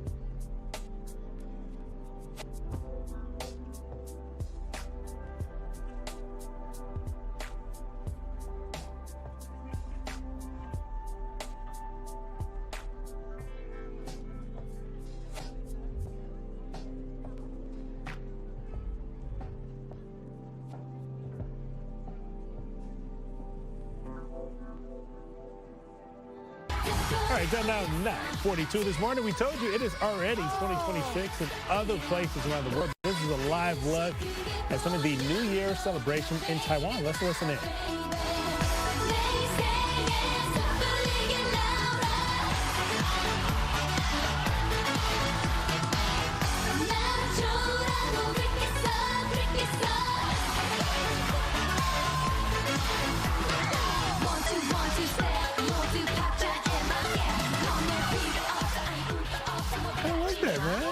I like it, Look up Cara there. Yeah, we're going to look them up. I've heard of them before. I mean, K-pop is just so big right now, and look how talented they are, though, with all the They keep rising. They may even be performing here. Yeah, you're right. We checked in with New Zealand this morning early, and then also Sydney, Australia, and now Taiwan. Yeah. Awesome. Well, year after year, people get caught on camera doing some good things, some bad things, or just some funny things. Yeah, and 2025 was no exception. CB Cotton shows us all of these crazy moments caught on camera.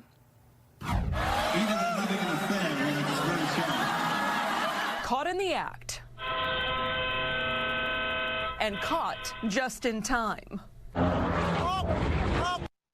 2025 brought us some head-turning moments, and cameras captured them all. Are you going to get me in jail? No, I'm not going to put you in jail. Like this 5-year-old boy who worried about getting arrested after taking a solo trip for some Chick-fil-A. Or a 17-pound dog who spent months on the run before returning to his adopted family. There he goes. Bears were caught trespassing and playing ding-dong ditch, while a wild turkey caused a scene when it broke into a pharmacy, and a massive crocodile stopped people in their tracks as it crawled across the street. But Slow and Steady did not win the race for this suspected drug dealer who tried escaping from police on a scooter. White male covered in mud and underwear. A Colorado man led officers on a foot chase in just his Speedo, while in Los Angeles, a suspect tried robbing a donut shop disguised in a bikini and sun hat. Oh, it's here. Mother Nature was captured spinning tornadoes, whipping up dust storms, and sparking lightning strikes, while fiery space debris lit up the night sky. Stop. And Houston had a problem when Beyoncé's flying car prop malfunctioned during her concert. From Texas to the Vegas Strip, where hotel and casino teams competed for gold in the housekeeping Olympics. But in New York, only one person took home the top prize at a pigeon impersonation pageant. This police officer also showed off his best moves when he responded to a noise complaint. First responders came to the rescue of this hiker stuck clinging to the side of a cliff, and a child who got stuck after climbing into a claw machine. I was just asking if you could time my time for me.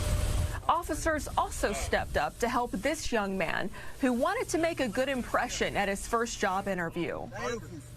With artificial intelligence now dominating social media, events that appear to be caught on camera will need to be watched with a closer eye in 2026. In New York, CB Cotton, Fox News. Yeah, I'm glad during my fun days in college that there weren't as many cameras. Right? No kidding. Yeah. And it feels like 2025 was like 3 years put in one. There's a lot going on. I didn't even want to know what you guys did in college. I was a little sweetheart. Hey, we're taking another look at Taiwan. What? You're a little 我们可以给熊赞打分数吗？打分数一下，点评一下。 Oh, that is so 对，我们的 cool. 翻译老师帮我们翻译一下好不好？萝卜菜。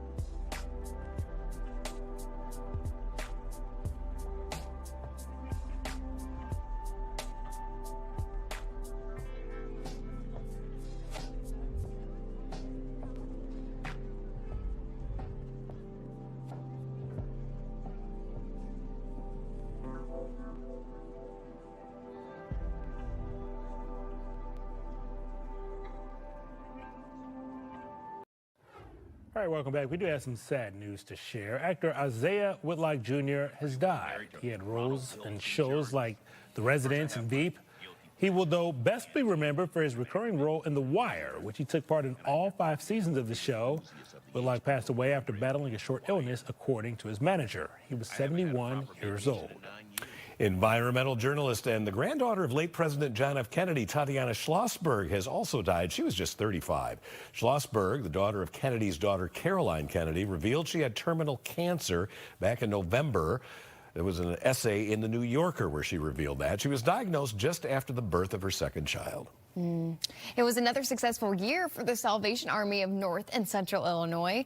The organization released data of just how many families it helped this past year. It reports an estimated 50% increase in demand for social services. The division served more than 731,000 people, 675,000 meals were served, and 173,000 nights of emergency shelter were given. It's also given away nearly $300,000 in toys and gifts. Well, final preparations are underway for the big ball drop in Times Square. The 9th and newest iteration of the Constellation Ball is the largest one yet. As you're looking at it on your screen, it measures in at 12.5 feet in diameter and weighs more than 12,000 pounds. Yesterday, crews pulled off a successful test run of the drop. Now the city's doing some of their final security checks before more than 1 million people will pack Times Square. Wonder where the old balls go. This is true. Where are the old balls? Where do they keep them? Do they dismantle It's in Jake's basement. Yeah. You know, he likes to collect a lot of things. Yeah, it's true. From box office toppers to music record breakers and award winners, it has been a big year in the entertainment business. Ashley Dvorkin takes a look back at all the trendiest stories from 2025. From a bewitching friendship to Swift's engagement era, here's a look at some of the biggest entertainment stories of 2025. Cinderella. Yes, Cinderella. The indie film Enora swept the Academy Awards. The story of a Brooklyn sex worker who marries the son of a Russian oligarch took Best Picture, Best Actress for Mikey Madison, Film Editing, Original Screenplay, and Best Director for Sean Baker. 16 carriages. At the Grammys, Beyoncé, going country with Cowboy Carter, won her Album of the Year, marking her first time winning the category. You know who could. In additional accolades, the title of People's Sexiest Man Alive went to Wicked star Jonathan Bailey. Travis Kelce popped the question to Taylor Swift, and the two shared their engagement news in August. Selena Gomez and Benny Blanco tied the knot in September. In celebrity splits, Nicole Kidman and Keith Urban announced their divorce in September after being married 19 years. In court cases following an 8-week trial, Sean Diddy Combs was found guilty of 2 of 5 charges against him. A New York jury found him guilty of 2 counts of transportation to engage in prostitution and not guilty of racketeering, conspiracy, and sex trafficking.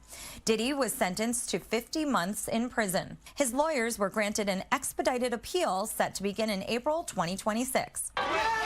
One legal battle between It Ends With Us co-stars Blake Lively and Justin Baldoni came to a conclusion. A judge formally ended Baldoni's $400 million countersuit after he and his company missed a deadline to refile. Lively's sexual misconduct and retaliation lawsuit against Baldoni has a trial set for March 2026. It all started in December 2024 when Lively sued Baldoni for sexual harassment, retaliation, and a campaign to destroy her career. It's Jimmy Kimmel Live. When it comes to stars at the center of controversy, Jimmy Kimmel Live was temporarily suspended by Disney and ABC after remarks he made following the assassination of political activist Charlie Kirk. The decision led to a wave of debate over free speech, with many celebrities speaking up in Kimmel's defense. The suspension lasted 6 days. In music news, Swifties got a new album with The Life of a Showgirl, and only 5 days into its release, set the record for the biggest opening week for an album in the streaming era. According to Billboard, the collection sold 3.2 million copies, with an extra 300,000 units from streaming. The Weeknd's After Hours Till Dawn tour surpassed $1 billion, making it the highest grossing tour by a solo male artist ever. Spotify Wrapped named Bad Bunny their 2025 most streamed artist globally, with more than 19.8 billion streams.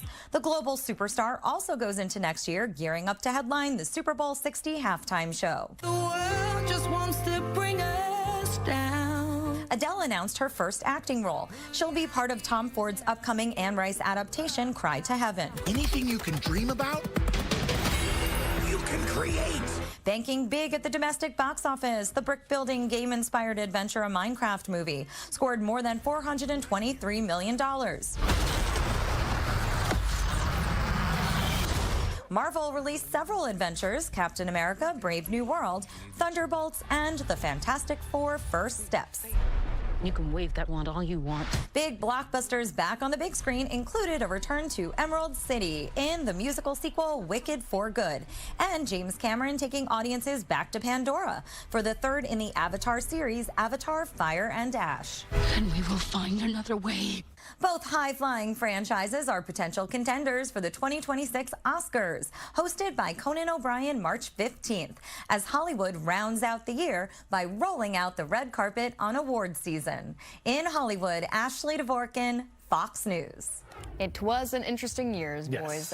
Christian Menke, we call him Chris here, is retiring from Fox Chicago. Today is his last day. And as nice a guy as you're ever going to meet. 38 years ago, Chris was hired to help launch our newscast here at WFLD as a photographer and editor. His storied career has taken him all over the world, from Romania to Honduras. He's covered big stories from Oklahoma City to Honolulu.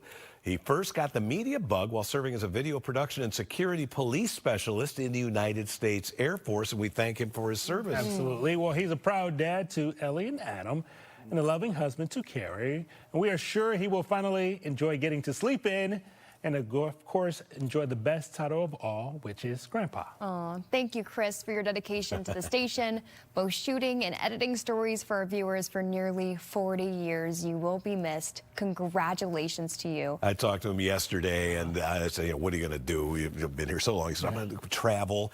His grandchild is in Iowa, but he wants to go to Montana this year. And he's fighting over his wife, whether they're going to fly or drive. He wants to drive. She wants to at least do the drive. Do the drive back. Yeah. Or maybe do both. Maybe like drive there, fly back. If you like rent a car or something like that. That's true. That could work. Good idea. Yeah, Chris, thank you. You know, it's so impressive to hear nearly 40 years of service. It's a wealth of knowledge, right? Oh, across our business. Look at him there. Oh, my God. Young and spry. Nice. The stories he's covered. You could write a book. They're daily there in front of Buckingham Fountain. All righty. All right. We'll be right back. Thanks again, Chris.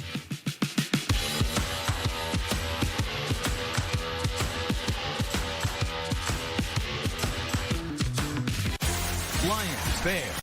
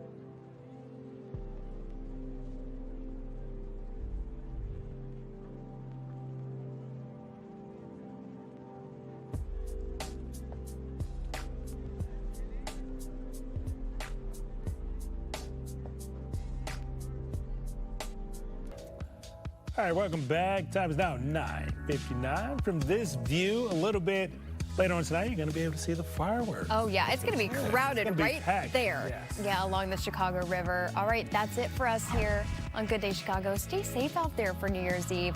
We'll see you in 2026. Believe how fast the year Wait! Flew by, right? My goodness. Yeah. See you guys. All right, have a good day, Chicago. Happy New Year.